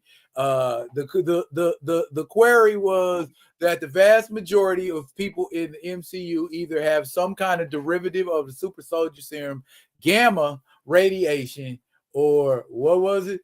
The Infinity Gems. But also to this, hop in there, Gold Tree. Now, also to this, Gold Tree, there are characters that fly. You are absolutely right and everything. But they intimidating. Hawkman, Carter Hall is intimidating. Sam just fly. Okay. And I think you pointed that out a lot. Carter Hall ain't intimidating because he can fly. No, he ain't. Carter Hall is intimidating for his ferocity in battle and the big ass mace he carries. Come on, somebody. Watch this. Adrian Toombs is intimidating. In his own way. Because when Adrian come around, if you can't fly, he don't mind dropping you. He don't mind. That is definitely his go-to, ain't it? Dropping folks from a high. like you just need to know that's what it is. Adrian is always trying to end you. Sam fly, but we want to talk. Hey, can we talk? And speaking of Sam, because I want to get to this real quick before I get off my mind. Because I figured you would have fun with this and everything. I feel like you would have a lot of fun with this. So you mean to tell me my dog is finna go toe-to-toe with Red Hulk? Like he finna throw hands. And he using T'Challa's abilities and doing it? Okay, here's my thing. You want me to tell you first thing popped in my head when I saw that trailer? I want you to tell me everything. When he laying down out of the sky, and then he say, wait for it, 1, 2, 3, and then the kinetic backlash knocks all of them people up off of him. I immediately thought, here's what I immediately. Well, my first thought was, oh damn, we biting T'Challa shit. But then I thought there was a time in the comic book when the Green Hulk punched T'Challa and overloaded his suit's ability to do that kinetic backlash thing. What the hell Sam's suit getting ready to do? He catch a shot. I don't know because T'Challa had the heart-shaped herb in his system and he was fully insulated in his habit. Sam sitting up here taking shots and ain't got not one damn helmet on. I know you want us to know that's Anthony Mackie, but Anthony Mackie could still have his face covered like Robert Pattinson does in the Batman movies. And we still know that's Anthony Mackie. What you got Anthony Mackie out here doing is stupid. It's stupid. It's complete. Paul Martin always brings up such compelling questions. We can talk about this if you want to. Theo. Yes, sir. Does Hawkman Carter Hall have superhuman strength? Well, I'm okay. So that's a loaded question. We talking about the dude Thanagar? Yes. Okay, well, the Thanagarians are naturally stronger than humans anyway. It's got a whole Vulcan thing going on with humans and everything like that. So a regular human getting into a fight with a Thanagarian is going to take an L. So when you ask me if Carter Hall got superhuman strength, I don't know. I didn't see him throw some stuff, pick up some stuff that somebody normally his size shouldn't be able to do. And we attribute that to more than one thing. That's the end. Right. That's what I was getting ready to say. We attribute that to more than one thing. He Thanagarian and he got that nth metal belt on. So take from that. I'm not. He's stronger than the average human. Then you got that nth metal. The nth metal adds something to it. But when he ain't got that nth metal, that's not the smoke you want. That ain't the smoke you want. It ain't gonna go right. Yeah, I had read somewhere, I don't know about strength, but that Thanagarians were more durable than normal humans. And to accent that point, I remember an issue of The Brave and the Bold where Superman and Hawkman and Hawkgirl teamed up, and Hawkman and Hawkgirl were flying unaided in space.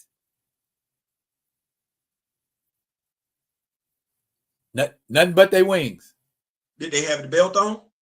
I mean, they had their wings and all that on, but he didn't have nothing else on.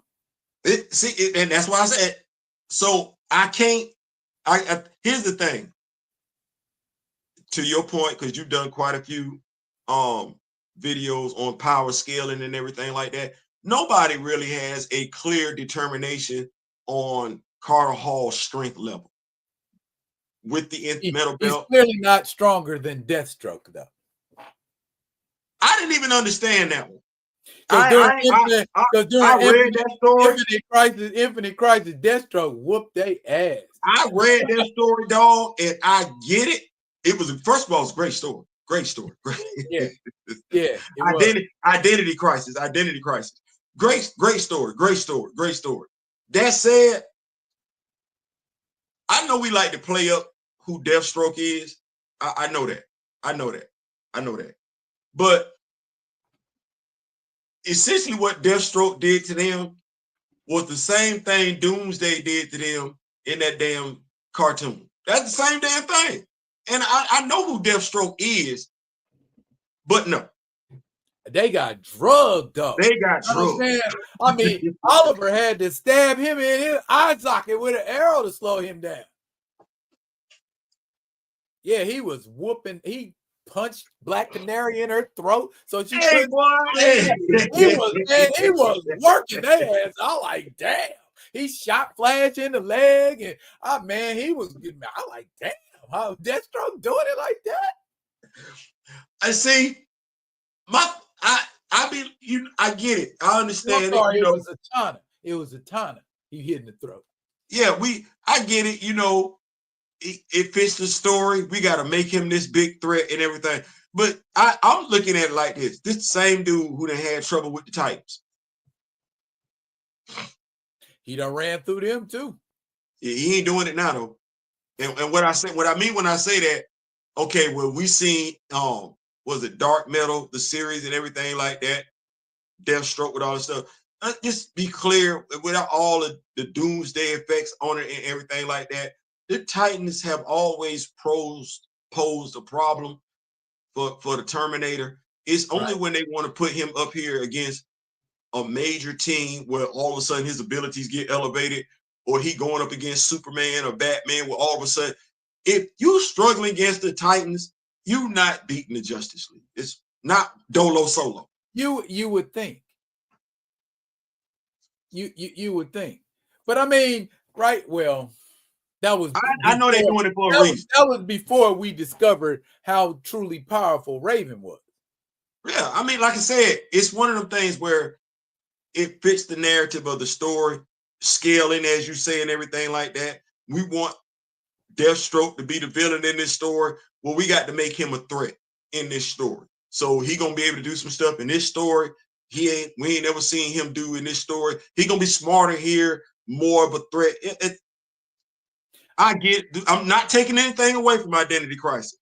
That was a compelling story, and that was one hellified ass whooping he gave him. He gave him a hellified ass whooping. He did. I ain't taking nothing away from it. I ain't taking nothing away from it.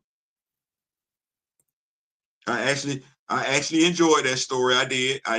And Identity Crisis, if you would like to get it, I definitely suggest it. It is available as a trade paperback. You need to go get that. That's some great reading. And if you got DC online, you can read it on there. You can, but I'm telling you, go get the trade paperback. I'm saying, I'm off for choices. I'm off for choices, baby. I'm off for choices. No, I wasn't disagreeing with you. I wasn't disagreeing with you. No, he's absolutely right. $9.99 a month, no differently than Marvel Unlimited. You'll be able to go over there and read Identity Crisis for yourself. I'm just telling you, it's not something bad to have a physical copy of. That's all I'm saying to y'all. So and I feel like because what my hang up always has been with DC is they wanted to, at least in the 80s and the 90s, they was kind of trying to keep the kid gloves on their stories. I mean, maybe with the possible exception of Watchmen. But right. But they was always for the most. So I like when Identity Crisis. I don't want to reveal it for anybody who's never read Identity Crisis, but we ain't gonna tell it. We ain't gonna spill things. They tap into an actual story that took place in a Justice League comic book. Yeah, they do. But what they start showing you in Identity Crisis is what went on between frames of this comic. Yes, you see what I'm saying? So what wasn't in that original comic, you get it in Identity Crisis. Yes, you do. Yes, you do. Yes, you do. So I agree with Theo. It's a damn good read. Damn good. You can't go wrong. And you gonna be surprised at the end. Listen, that's a damn good read. I can't even tell you if you ain't read Identity Crisis. Listen, go get that. Who was the writer with Identity Crisis? Who was the writer? I believe that was Brad. Was it Brad Meltzer? I think so. Yeah, he killed that. Yeah, it was Brad Meltzer. He killed that. Okay, he killed that. That was a damn good story. And and the art I believe was Michael Turner. Man, listen, hand in hand, they killed that whole series. Killed that whole series. Listen, if you don't get it, I'm telling you, go get the trade. I'm telling you, you can get it, but it's somebody having that trade because I actually had the single issues as well. That trade paper. Yeah, I got the individuals. That was 6 issues, I think it was. Yeah, that trade. I think I got all 6 of them. And the reason why I guess me and Daryl feel like that is he's right. It goes back to a previous Justice League story, but I have that book too. Right. The way Brad Meltzer intricately intertwines various characters who you have not necessarily seen interact before, and he does it so effortlessly, and it makes sense. Like it makes sense. You be like, the dude literally gave you, like, it's one of those things where, and I understand why they would never adopt it to a live action. I totally understand that. I do. It would have to be R-rated. Absolutely. But that's some of the best storytelling, period. Regardless of what genre you read, that's some of the best storytelling, period. Because what he did, he drew on the past, he drew on the present, and then kind of mapped it out and said, this is the path we want to go in. Because I don't know if you remember, parts of that story popped up in Justice League of America at the time. Bro, it ain't a question whether or not I was aware. I was there. Like, okay, that's what I said. Like, okay. So when Batman confronts him for what they did, bro, it's like what Daryl is saying is, if you remember, if you comics, Ted Kord got deleted, the big three went their separate ways. The Justice League, that was one of the reasons. That was actually, that was one of the reasons. The Tower of Babel, when Batman was doing all of that stuff, played up into the whole Brother Eye thing going on with Ted Kord getting deleted. That dude did some wonderful, wonderful writing. That's the Zeros talked about. That's why they weren't close anymore. They were going through dark stuff. Even when we go forward and look at what was it? Infinite Crisis, when Superman was talking to young Superman, and he was like, they didn't went dark, too many characters being deleted and everything like that. We got to go say, listen, that boy, look, that was some great writing. Some great writing. So yeah, I was there. yeah, I was there. Yeah, and I got Infinite Crisis too. Yeah, I was there for the ride. Superboy Prime versus the entire Green Lantern Corps. Yeah, that's something. That's something. That was it. And you know what? It's crazy because I want to say Jeff Johns run. I want to say Darkest Night comes after that.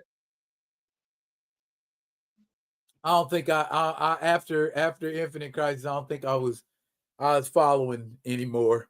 So here we go. If it did, then because it lost that. Well, no, it didn't lose it. But here we go. Maybe I just stopped checking for it. I don't know. Have you read the Sinestro Cold War? Yes. Okay. You never read Darkest Night. You owe it to yourself. That's the one with all the yes, all the corpses. Listen, you owe it to yourself. And that's that Black Hand thing? Yes. Let me tell you something. Okay. You know I got the entire series. And when I say the entire series, I'm like all the stuff, all the other issues. Daryl, it was worth it. Jeff Johns, he was cooking with grease. Oh, I was all over his Flash. I love that Flash. He was cooking with grease. He was cooking with grease. He was cooking. It was characters got deleted in that storyline. You were like, oh, don't do that. Oh, damn. Here we go. I'm gonna tell you one. Firestorm. Okay. The Raymond, not Ronnie, the brother. Oh, Jason. You remember Jackson? I'm sorry, Jackson Rush. You remember who his matrix was with? Not Professor Stein. It was him, Ronnie, and somebody else. He had the matrix with old girl, his girlfriend. Oh, did he? Bruh. That is so tragic. Like, okay, well, don't tell me nothing. I ain't gonna tell you no more. I'm just telling you. I'm gonna check it out. Listen, you owe it to yourself, big dog. I don't know why DC ain't done that as like a movie and everything like that, because DC is more prone to do R-rated cartoons, animations than Marvel. If he did that for like Halloween, the whole month of October, bro, he have everybody locked in. And he could do it as an Elseworlds title. You feel what I'm saying? Do it as an Elseworld, because it's a lot of deleting taking place in this series. Because I've read about the series, but I never read the series itself. Man, I will remedy that, because I know my LCS has Sinestro Cold War and Blackest Night, so I can go and pick that. Bro, go and get you that. You know what I would love to be able to do? Because I believe in that series just that much. I actually started doing some comic book reviews and everything like that. You know what? I don't think this fucked up, because that's crazy. Me and you doing. I don't think me and you done really tagged up on a series like me and you and we didn't tagged up with other folks. Man, I would love to tag up on that series with you. From the rooter to the tutor. I would love to.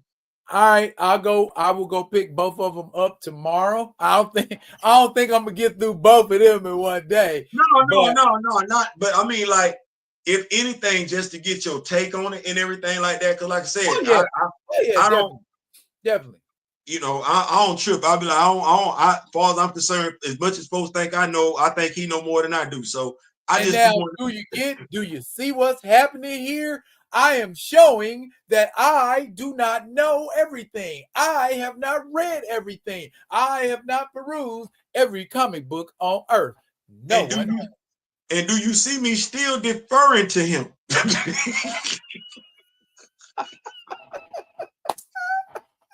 I am humbled, sir. You hear me still saying, like, yeah, but there's some stuff I know I don't know that you know. So we gonna get that still me to man, listen, ain't nothing wrong with not knowing. What make it knowing you don't know is the beginning of wisdom and knowledge. Right. That's it. You just have to open yourself up to know it. Be knowledgeable enough, be wise enough to know you don't know everything. Now if I'd have said some stuff like, I read that, I've seen that before, and then he invite me to give to give my take on it. Then I'm pressed to hurry up and read it because I done front it. So we ain't doing that. We ain't doing that. Yeah, so I would love it, man, because there's so many characters in that storyline that I just believe that I'm not familiar with, that I believe you are familiar with. And I just want to get your take on how those characters were written, how you felt about them being deleted and everything like that. Because watch this. We could sit up here and do it. You know what? Here we go. Identity crisis. Oh, we could do that. We could do that. I read that. We could do that one. Matter of fact, I'm like, shit, I could dig up the books and like the old Justice League issues and them Justice League issues with Batman having. Yeah, I know where them's at.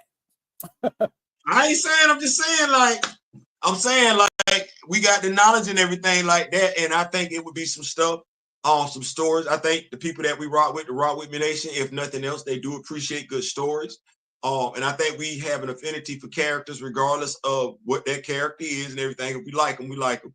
I think there's quite a few of us over here that like Justice League, would like to know how that story plays out. We're not familiar with it.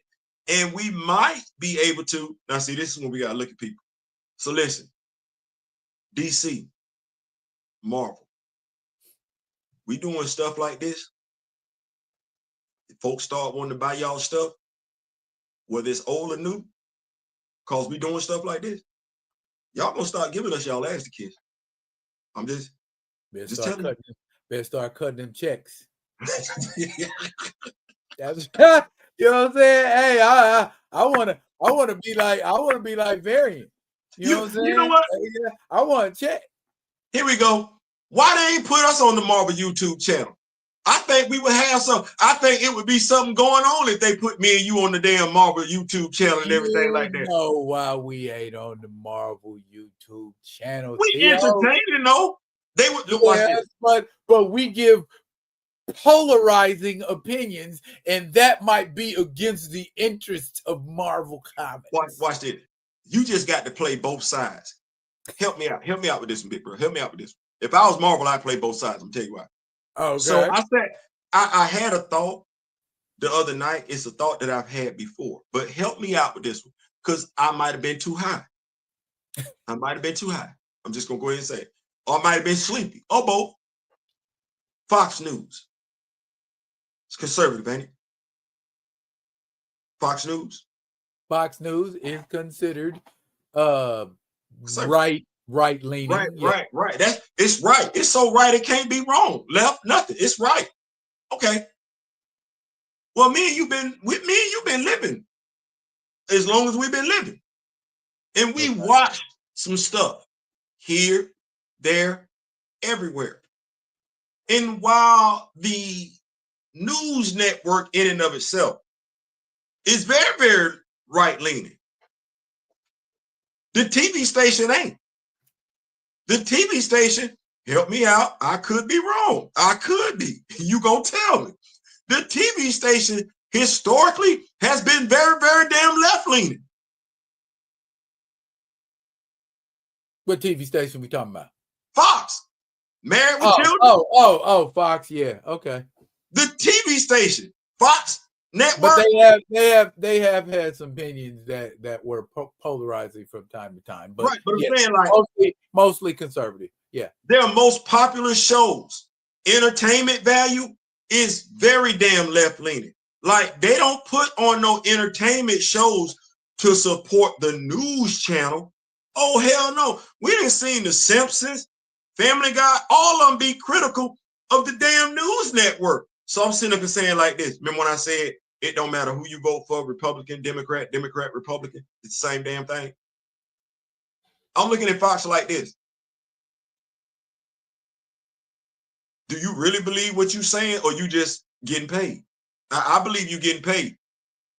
Yeah, I don't believe you. I don't believe you like it. I don't believe you doing it like that. I believe you just playing both sides of the fence. I ain't mad at that, but I see enough inconsistencies between the news network and the TV channel. Y'all not lining up. Not on your ideologies. They not. They not. I think they playing folks. Okay, so what's the crux of it? Don't get caught up in that nonsense. Well, don't get caught up in nonsense, period. You know right. That's what I'm saying. It's like, so if you are someone who's heavy right leaning, right? And Fox is your go-to source, well, they're not keeping that same energy on the entertainment channel. Well, yeah, because Fox want to make money. Right. But if you are someone who, me, I don't, we don't identify ourselves because we understand, considering the situation, we might be left thinking, right thinking. It ain't as cut and dry as one way or the other. But they do. They act like it's one way or the other.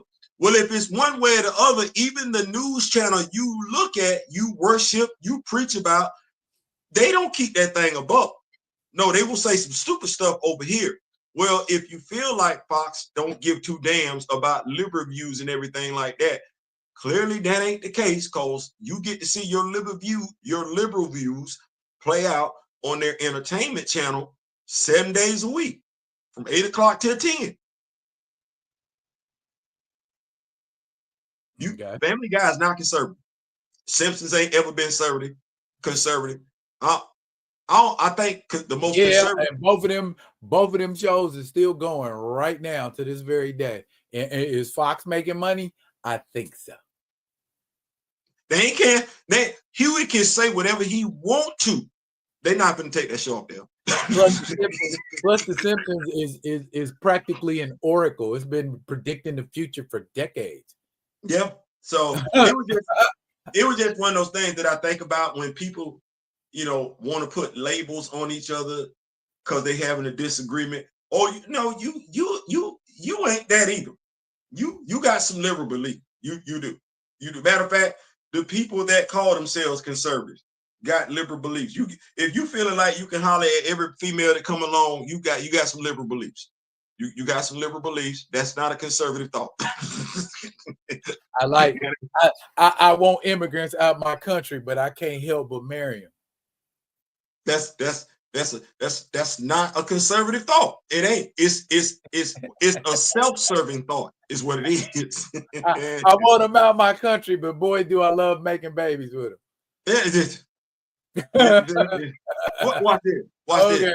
Okay. I don't like y'all. I don't like your people, but I'm okay with you being on my football team.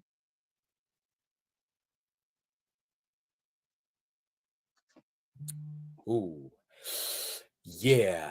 Oh, I wonder what the people in. I mean, you can get your own football team. You know what? They asked that question, and I did not want to entertain it because I was like, I'm not going to do that. 11 white dudes playing 11 black dudes in football. That's a route. 9 times out of 10. That's a route. You see, you would like to think so, but you actually had 2 NFL players, different races, and of course the conversation started to unfold like I knew it was going to unfold. So I just turned, because I'm sitting up saying to myself, I'm not knocking anybody. I'm not. Football is football. We know you got to be smart to play football, even though somebody played the game, say they did not study the playbook, even though somebody played the game on a Hall of Fame level and could not read. Take from that what you will. There was a reason why Paul Bear Bryant bought black football players onto his team. There was a reason for that. Say what you want to. His team was all white. SEC. They were all white. He went played USC. USC came to Alabama. And I want to say USC had about 3-4 brothers on that team. Now, Paul did that for a reason, because he wanted brothers on his team, but the athletic administration was not going to hit it. They didn't want no brothers on the team until they played USC.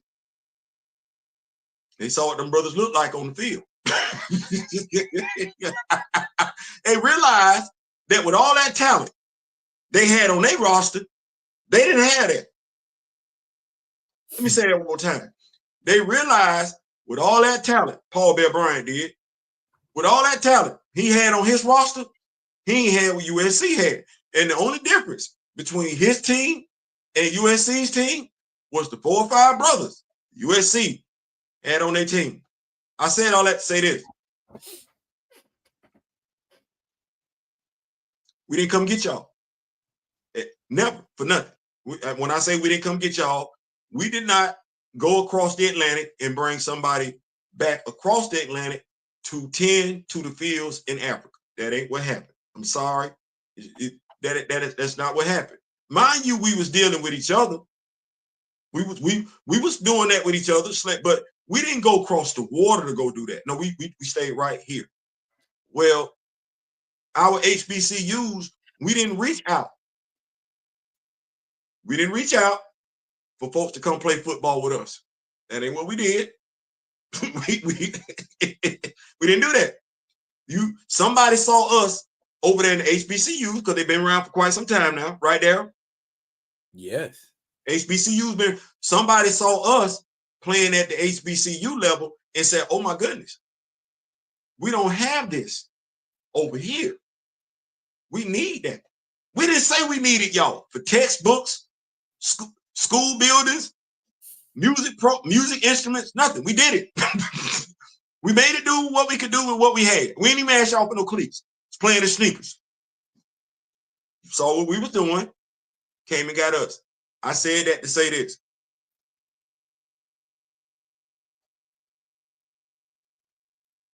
Because me and Darryl are going to talk about this tomorrow. Aja Wilson, can women beat men in basketball? We're going to talk about this tomorrow. But okay.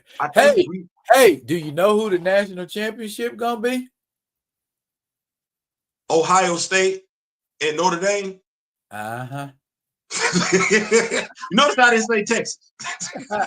Because I've been saying for a minute, man, Quinn, man, the 2025 draft is gonna be a bust, because there's a lot of trash ass quarterbacks coming out. What didn't I say Ohio State? I did not think Notre Dame was gonna beat Penn State. I didn't either. But I didn't want them to, if I'm being honest. But yeah, but I definitely had Ohio State. I knew Ohio State was gonna fucking drag them. I knew that. You ain't got nobody at your helm. Quinn Ewers asleep at the wheel.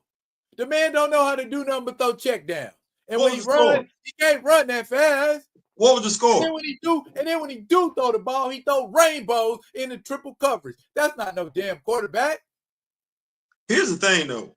I'm gonna ask this question because I understand Quinn Ewers has been inconsistent all season. I get that. Carson Palmer has been inconsistent all season. I get that. My question, though, because Quinn didn't look like this last year. Carson Beck didn't look like this last year. Huh. I know Mike Bobo is under fire as the offense coordinator at Georgia. He is. Folks don't want him to come back. But I didn't want Mike Bobo to be the offense coordinator anyway, because I remember what that looked like up under Mark Richt. I didn't want that. I understood he was there, though, and everything like that after the other OC got hired away by the Baltimore Ravens. So when I look at Quinn Ewers, well, his OC is the head coach.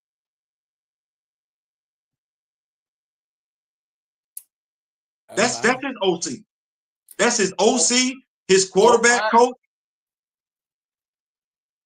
Well, that explains a lot then. So my question is okay, we looking at Quinn Ewers, and we absolutely can. But if I can look at Mike Bobo over here in regards to his development, play calling with Carson Beck, why am I not looking at the head coach / offense coordinator / quarterback coach over here? Quinn Ewers going backwards on your watch while folks are talking about the NFL might be taking a look at him as a head coach. Your quarterback play should not be going backwards. Kirby Smart is not an offensive-minded coach. He's not an OC or anything like that. That's the defense. He's over the defense. This dude is over the offense. And that Texas offense did not, mind you, their schedule wasn't that tough. And I know folks be like, Theo, they're in the SEC. They still struggle with that sometimes. I'm like, yeah, they're in the SEC, but you see who they played in the SEC. Right. So I don't know. I got questions about Texas program. The question is Texas going to do next year what Texas A&M did the whole time they had their previous head coach underperform? So that's my question.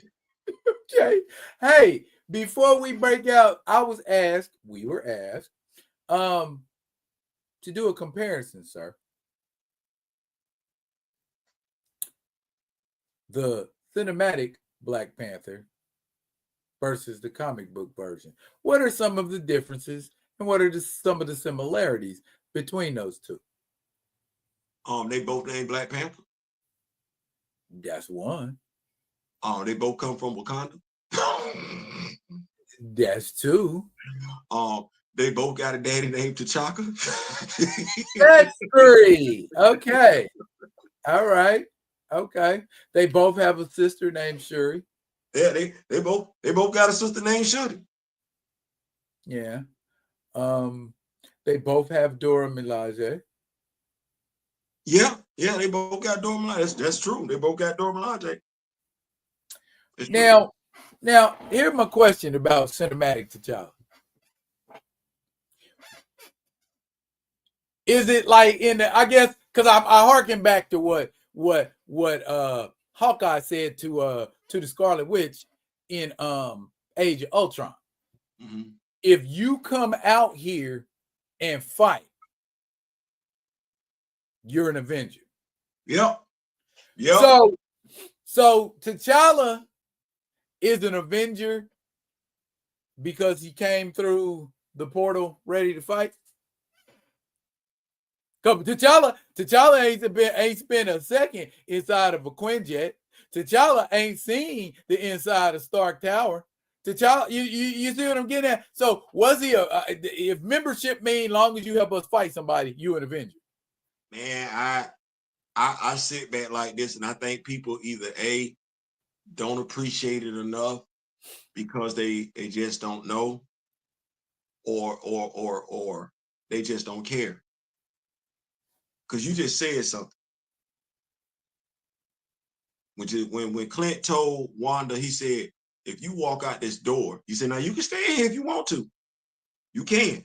And your brother can come find you later. I can send your brother to come get you. But if you walk out that door and you fight, you're an Avenger. Okay, let me spin it. You can be quiet. You ain't got to do no videos. Absolutely nothing. You can sit back and chill and do what you want to do. No harm, no foul. We get along just fine. But you walk out this door and you utter out your mouth, recast T'Challa, then you recast T'Challa. I'm not looking for you to, I got expectations on the table.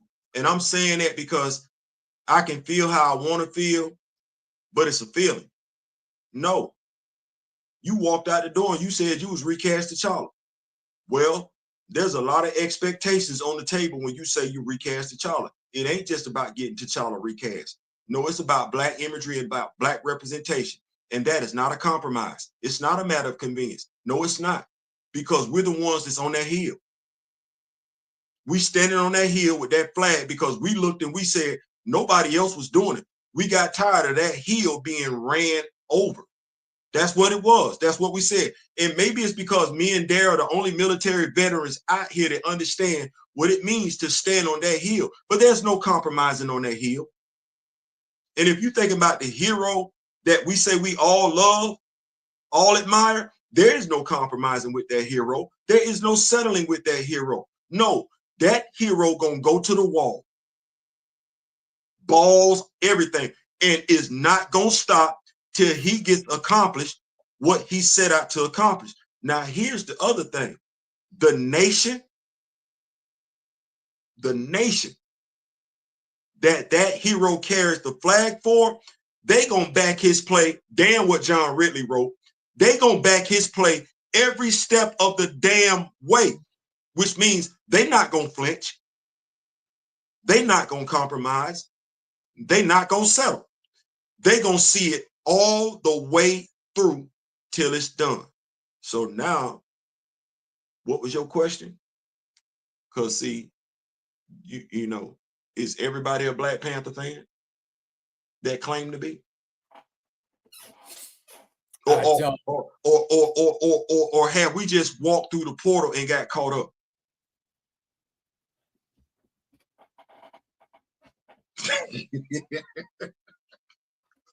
I think that it's not a given what my allegiance is just because I say that's what my allegiance is. That's what I've learned. Show me through your actions.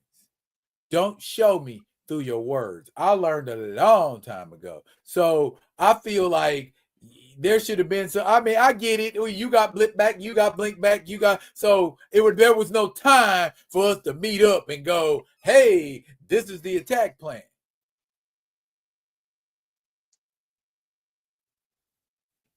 You fought for a cause.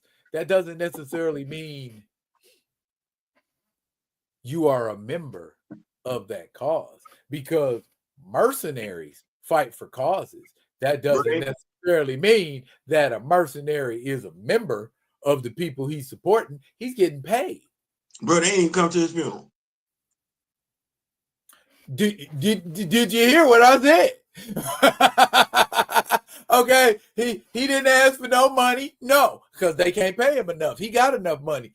But you asking me to say Avengers assemble with you, or to assemble with you and fight. You dig where I'm coming from? So if I gotta assemble with you and fight, and I played a significant role in helping you win, you can't even come to my funeral? Okay, that's all right. You ain't gotta come to the funeral. Let's just write that whole chapter out. Watch this. People love to say, well, they didn't come to the funeral because Wakanda is an isolationist country. That didn't stop them from seeking safety in Wakanda in Infinity War. That part. Hey, Wakanda. Captain at the end of Captain America and the Winter Soldier. Right. You'd have thought that Cap and T'Challa had a relationship we never saw play out on screen, because it makes it seem like the way Infinity War was written after they got Vision and Wanda, that they was hanging out in Wakanda. He even know how to get back there and everything. The only people looking crazy is Vision and Wanda and everything like that. Sam just fly on through. So I'm of the mindset there was a relationship that had been established off camera that we weren't privy to.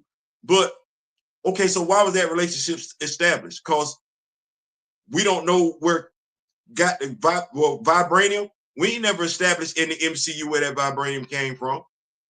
So there's no reason for us to be sitting up here thinking that T'Challa and Steve like that, to where Steve got the coordinates to get into Wakanda.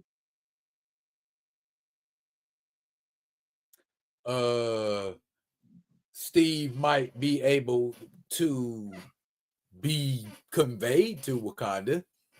I mean, they'll let him in, but you ain't got the coordinates to get in. You know what I'm saying? Like you ain't just flying there and everything like that. That's not what we doing. We not doing that. Remember, how can I put it? So we got Black Panther, right? Nobody knew where Wakanda was. Right. Nobody knew where Wakanda was. And when we say nobody, we mean nobody. So we get to Infinity War. Now all of a sudden, Cap know where Wakanda is. Because he ain't go to Wakanda in Civil War. That's not what happened. He came and got folks out of jail. Him and T'Challa linked up at the airport and everything like that. But how you know where Wakanda is? Also, now you know where it's at. You know where it's at. Me and you cool like that. You know where it's at. Did T'Challa give him the coordinates? Because remember, in Age of Ultron, Bruce Banner found Wakanda on a map. Right.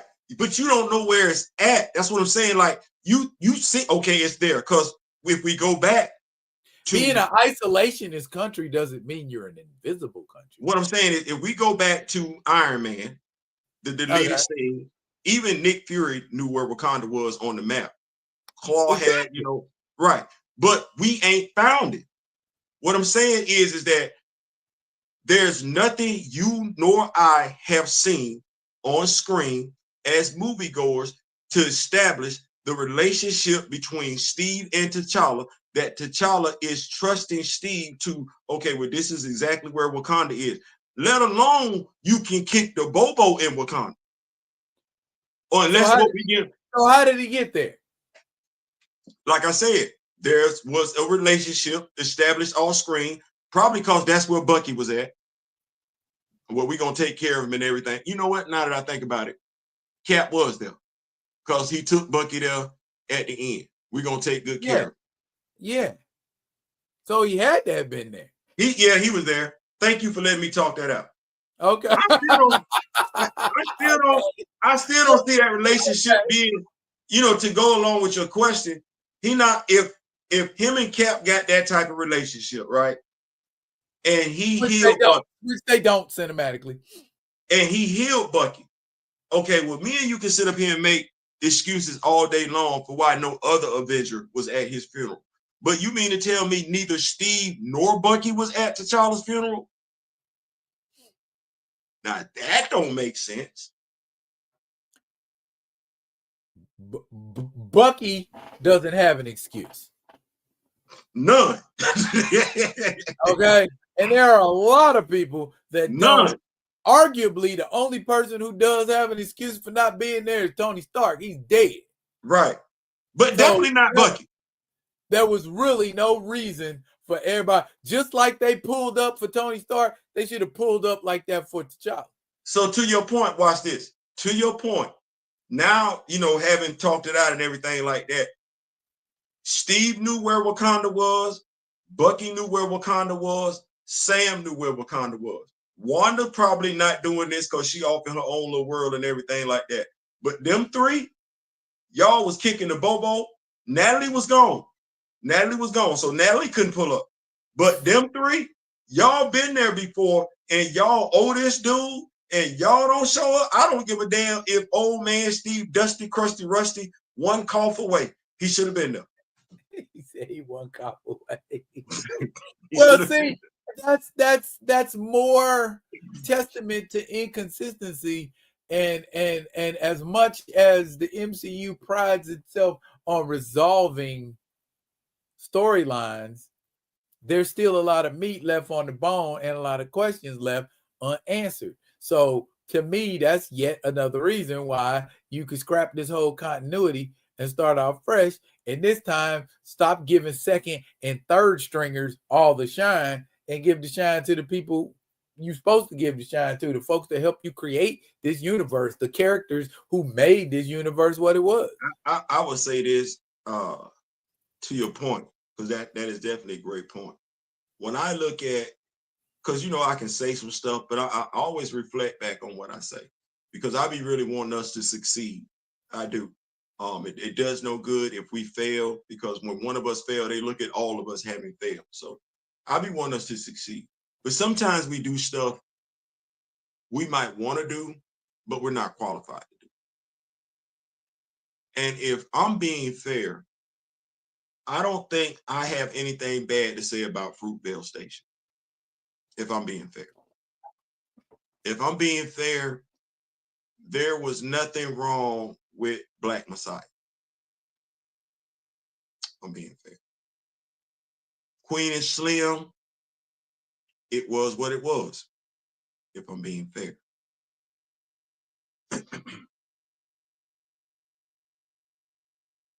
Those movies being what they aren't superhero movies.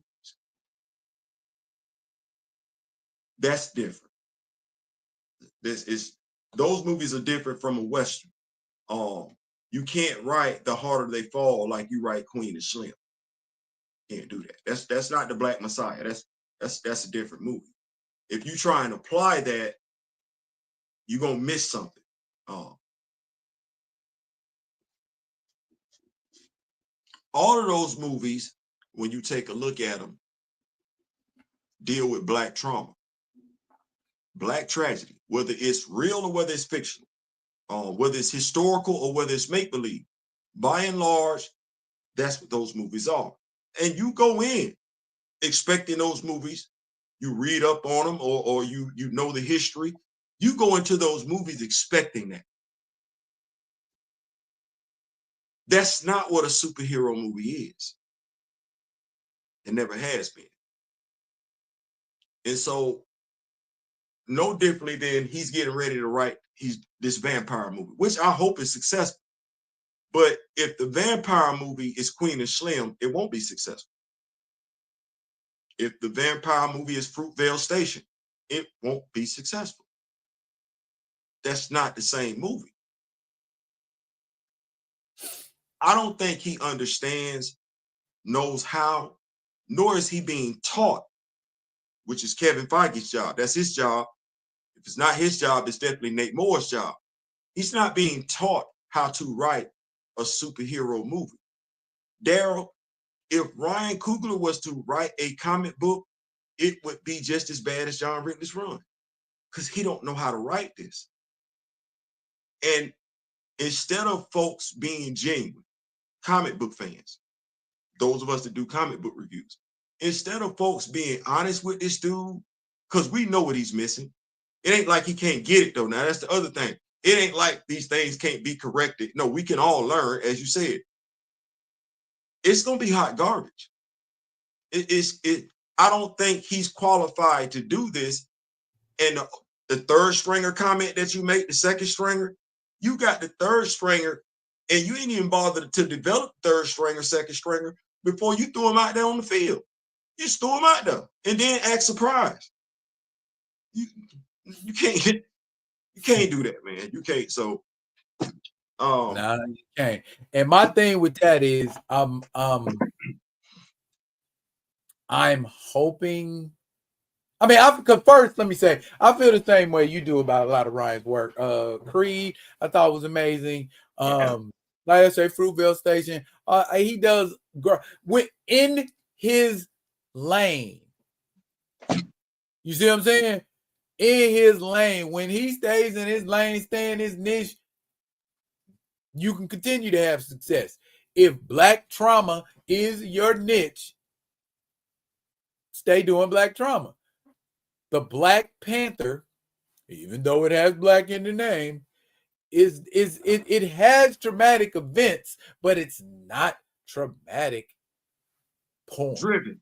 It's not trauma central. Like, Yeah, that's not yeah. what the movie is based on. Like, Exactly. Okay, you taking the death of his father and turning it into his entire reason for being. Now, while it's cool to see a movie character getting revenge,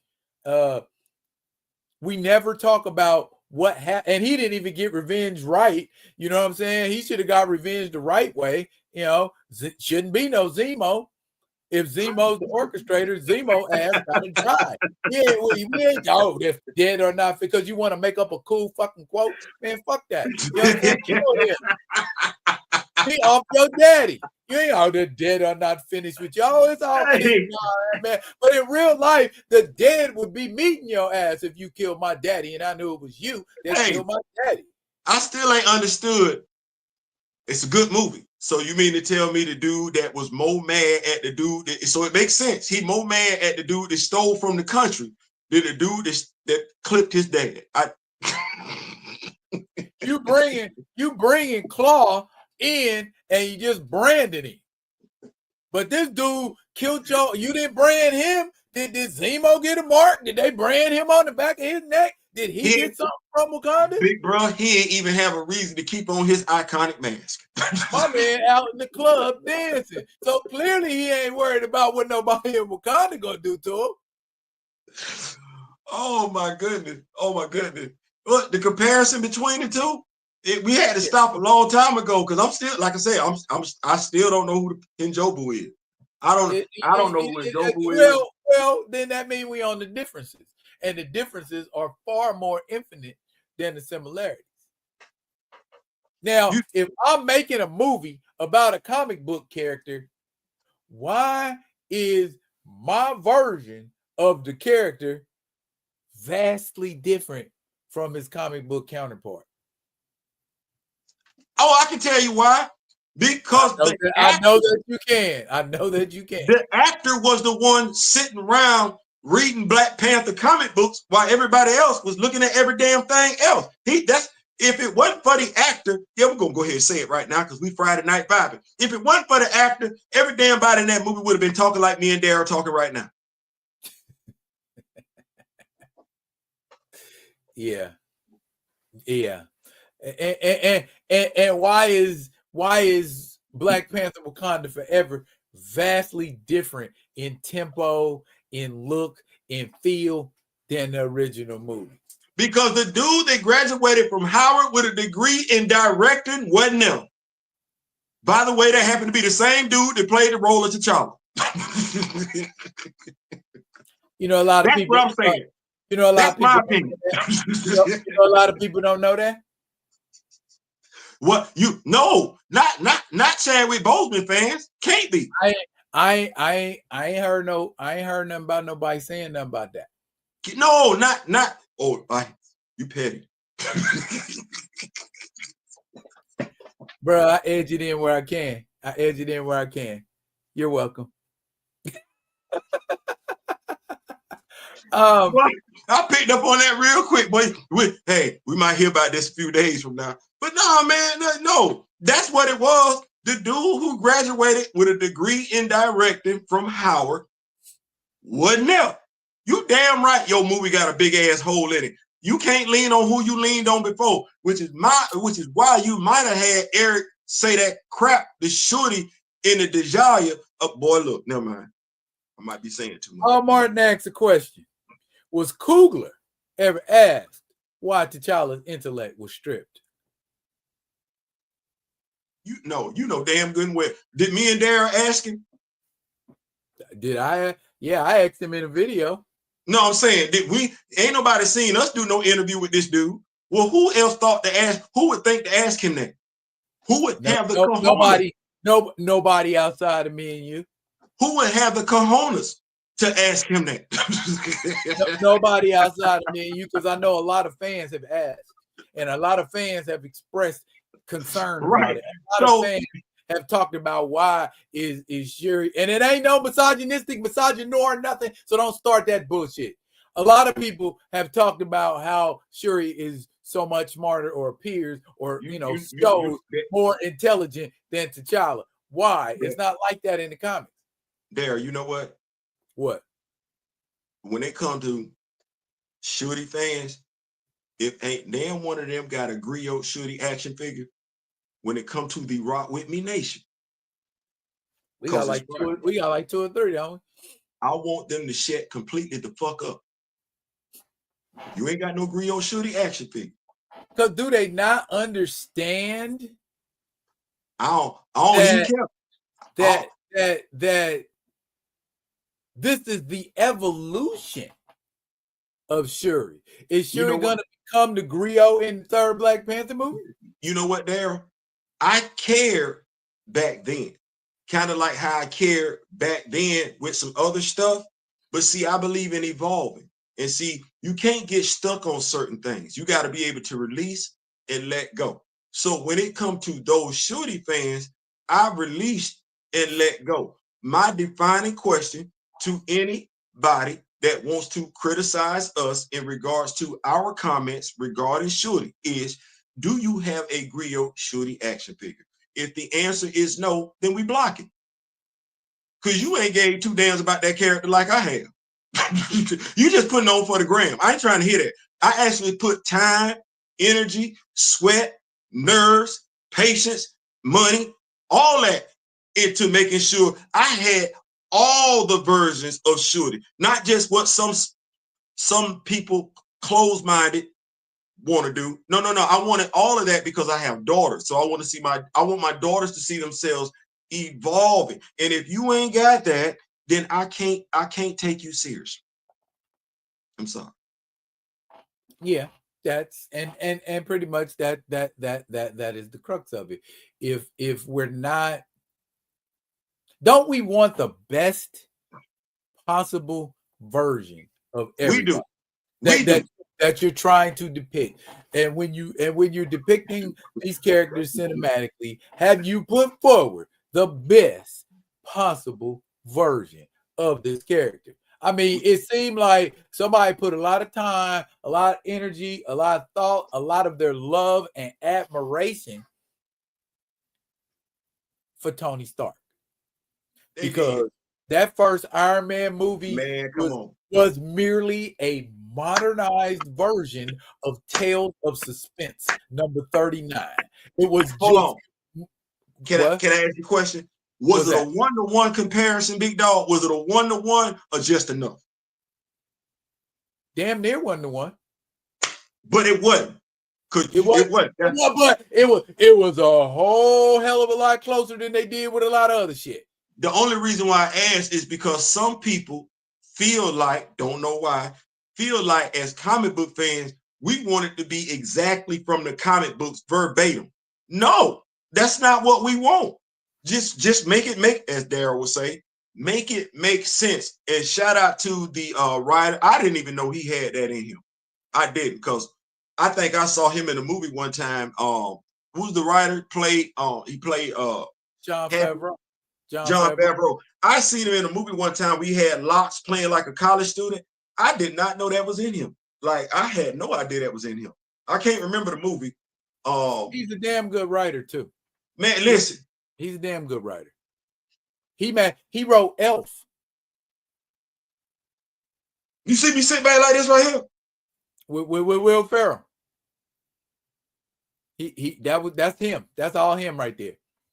I ain't got nothing. So I mean, it to me, I feel like that was the most respectful, the closest to being comic book accurate MCU movie. Right. Because you know what? Have we tripped about where Rick Jones at? We ain't said nothing. We ain't said nothing. Bruh, I mean, you ain't mentioned Rick Jones at all. Rick Jones, who? Rick Jones, who? Rick Jones. Folks be like, y'all be one-to-one. No, we don't. We really don't. We accept stuff if it makes sense. But if we wanted one-to-one, we would be like, where's Rick at? Where's Rick? Where's Rick at? Because Rick should have been here by now. We don't know how come Gabe Jones ain't in Shield?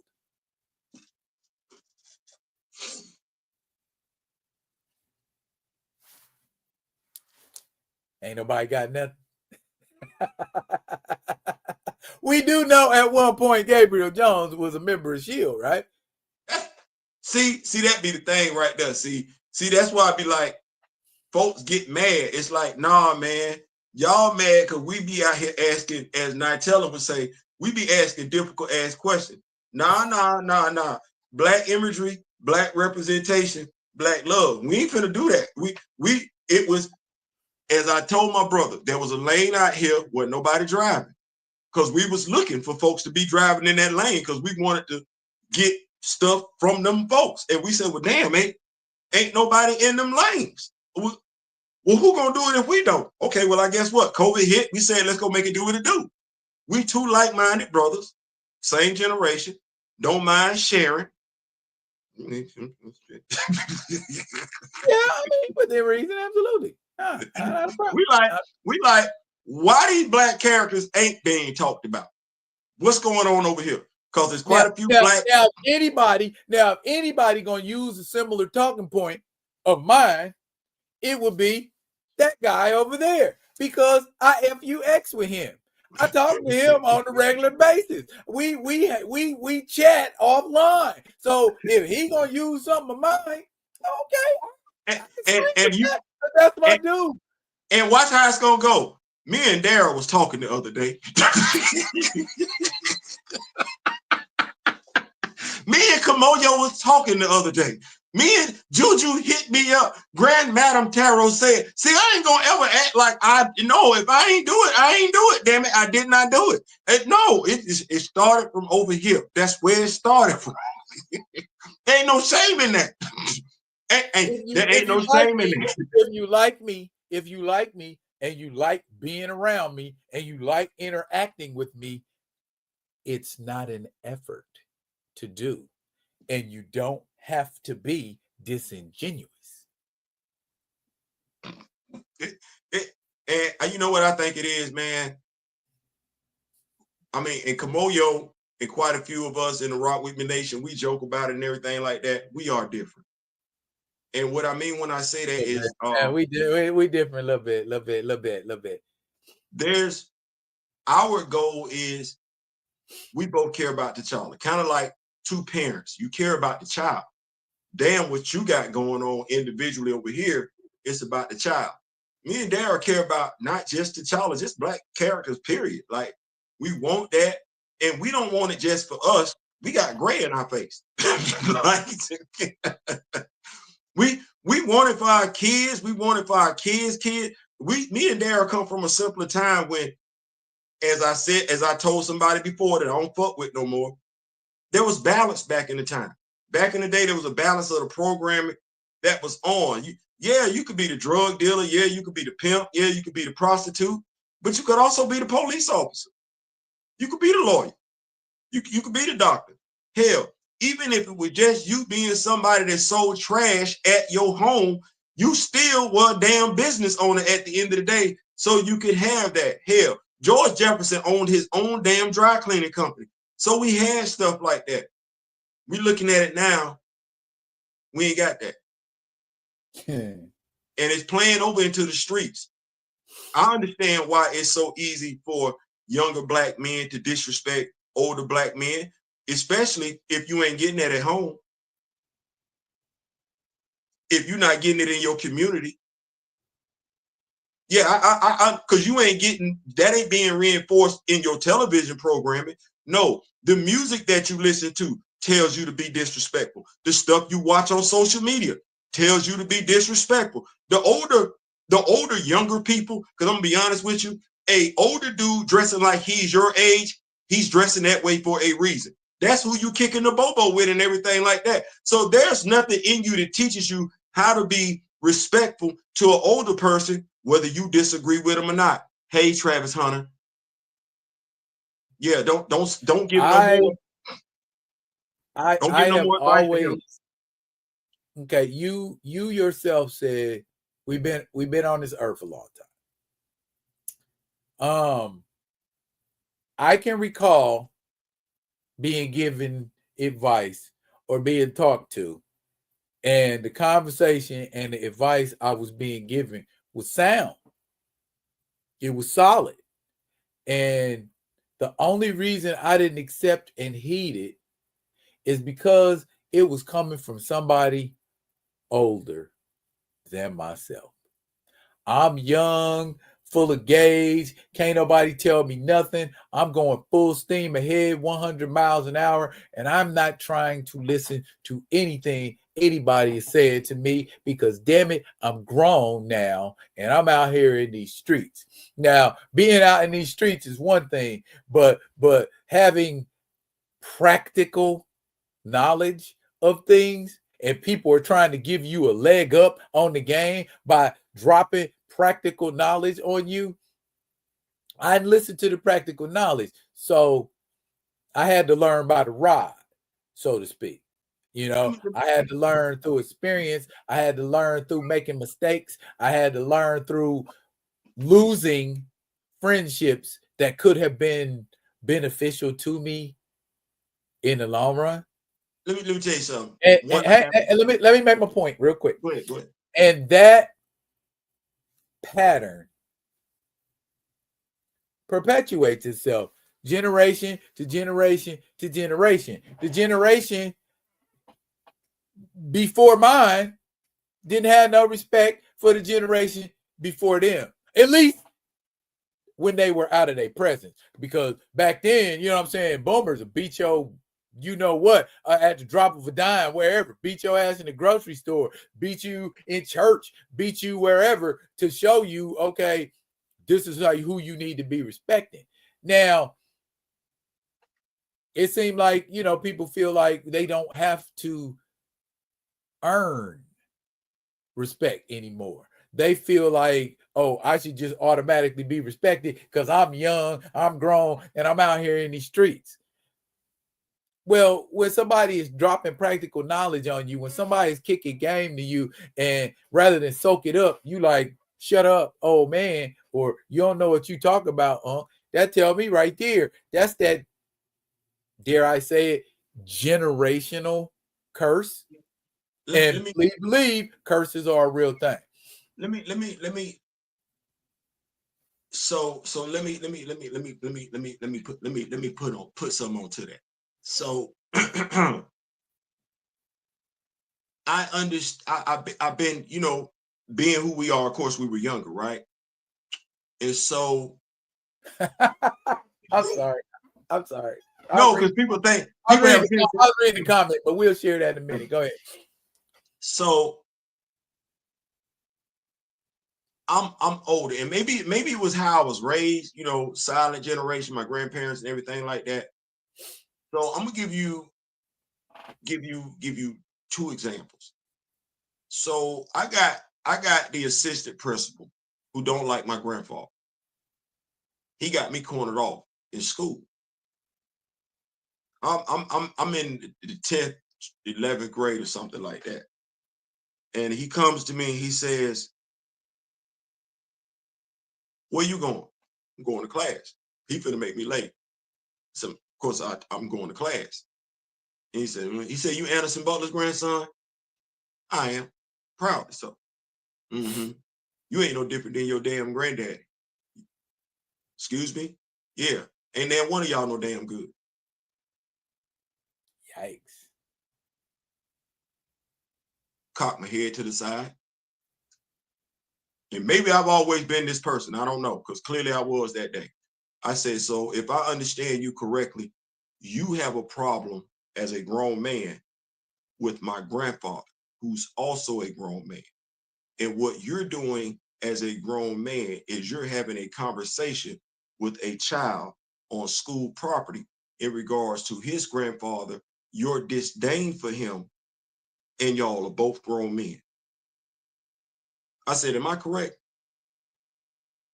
He took a step back and he looked at me. I said, "That's what I thought." I said, "I'm finna go to class. You have a nice day." Even with that interaction, though, Daryl, I didn't like what he said. He was totally out of line, right? Totally out of line.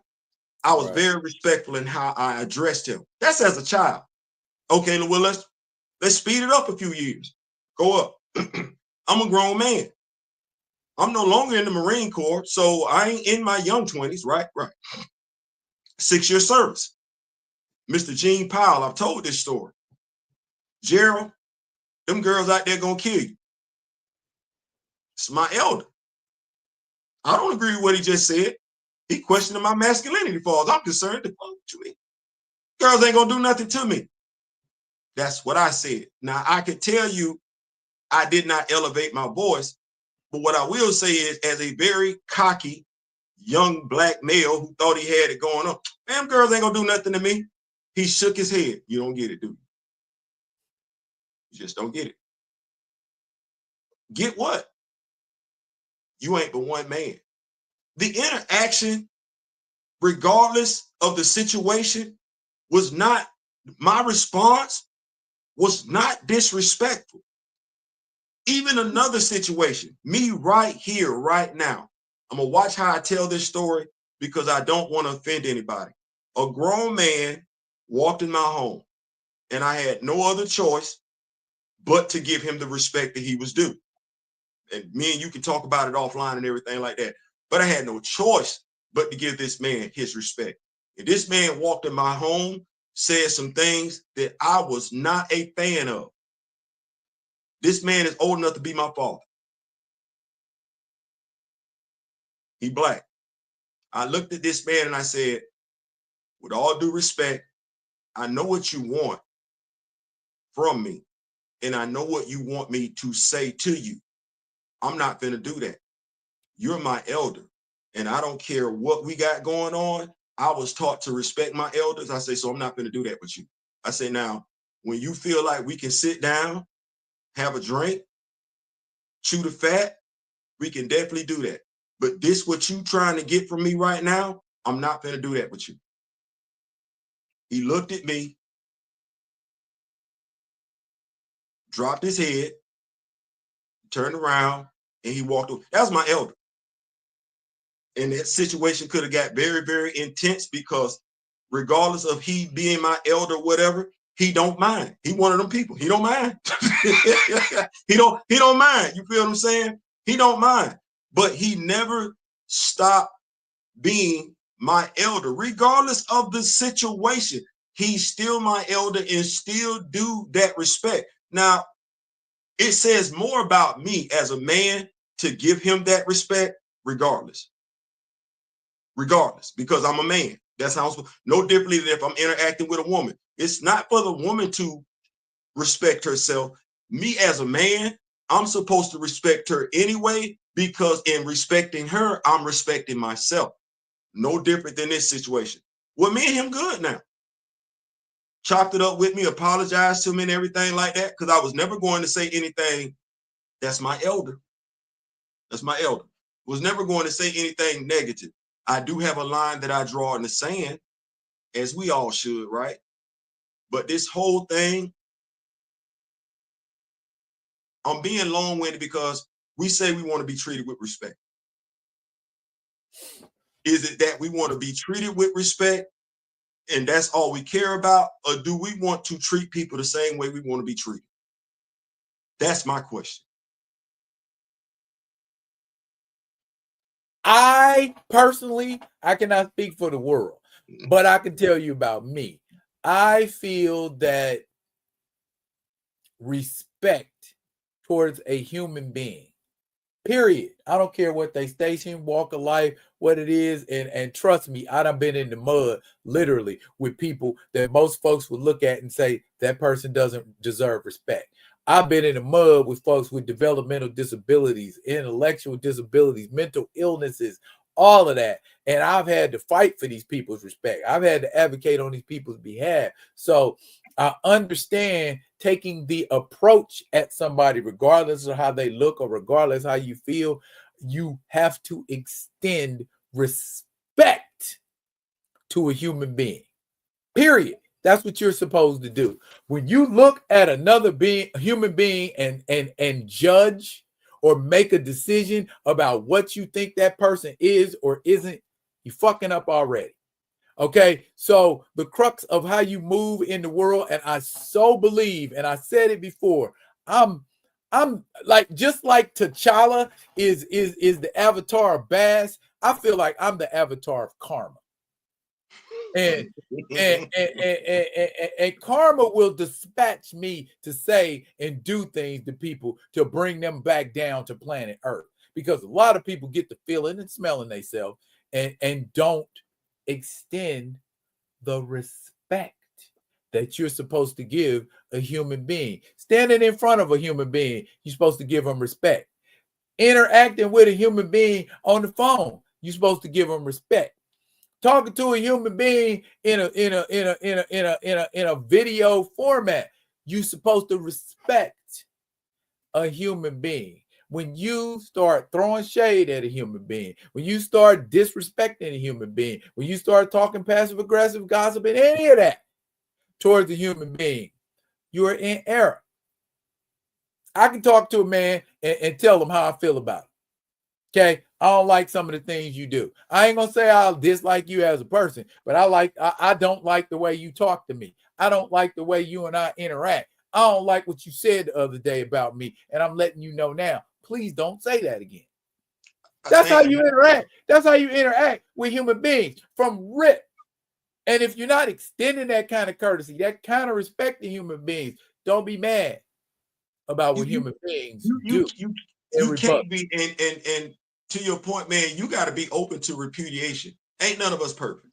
We've all made mistakes and everything like that. Not a one of them. You got to be open and like I said, and I've told this story too many times, but I'm so glad that when the dude that was cutting my hair came to me and said, "Hey man, you hurt my feelings." I'm so glad I was who I was and not who some other people would have been. Man, let me hear you out. Wait, what did I? Because I don't think we understand. Anger is not the first emotion. I just want folks to understand that. The dude is getting ready to put hands on you. Oh no, before he got mad, his feelings got hurt. He may not have conveyed it to you that you hurt his feelings, but if he said, "What did you say to me?" that was his way of saying what you just said to him hurt his feelings. You might not have heard it, but that's what he said. So it'd be one of them things where we don't understand that our actions do have consequences. They do. You got to be careful with your actions. Just as much as you want other folks to be careful with their actions in regard to you, take you into consideration, you got to be able to do the same thing. Now, it does not mean you're not going to make a mistake along the way anyway. It don't. What it does mean is that if you cause somebody harm, physical, emotional, financial, one, you're supposed to apologize, not be too big to do that. Two, you need to show remorse. That's an action. That's a feeling. A feeling, well, remorse is a feeling. So one, you need to apologize. Two, you need to be remorseful, show remorse. Three, you need to show it. It needs to be displayed. Don't just show it. Hey, I fucked up. I'm sorry. My bad. And then here's the thing. There are no excuses for fucking up. Everybody want, well, no. You fucked up. If I do something to hurt Daryl's feelings, Daryl say, "Hey, Theo, you bop. I'm going to apologize for doing it.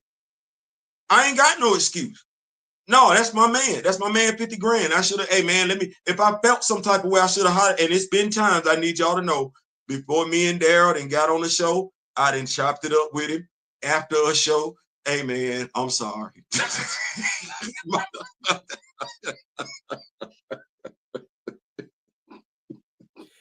Yeah, that's a real thing. That's a very real thing. Probably be doing it. I don't want people to think that like, oh, y'all always get along. No. He will let me know And because I'm humble, I know it. Now, if I feel like I ain't, I'll explain it, and we just go that way. Yeah, but I tell you this, I'm not going to say what you think I'm going to say. So don't get nervous just yet.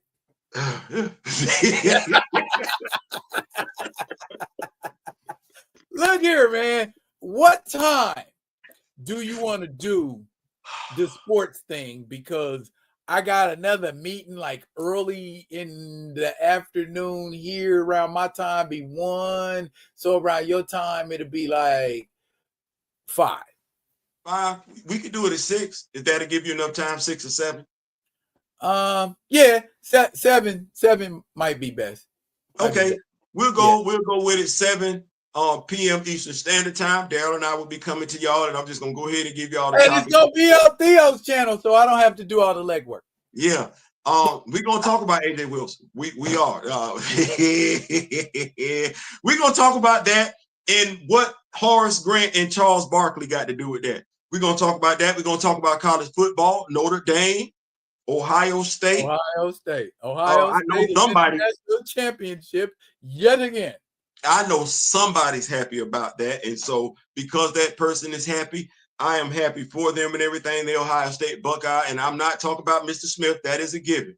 No, it's somebody whose name I did not mention tonight. I know he's a huge Ohio State Buckeye fan.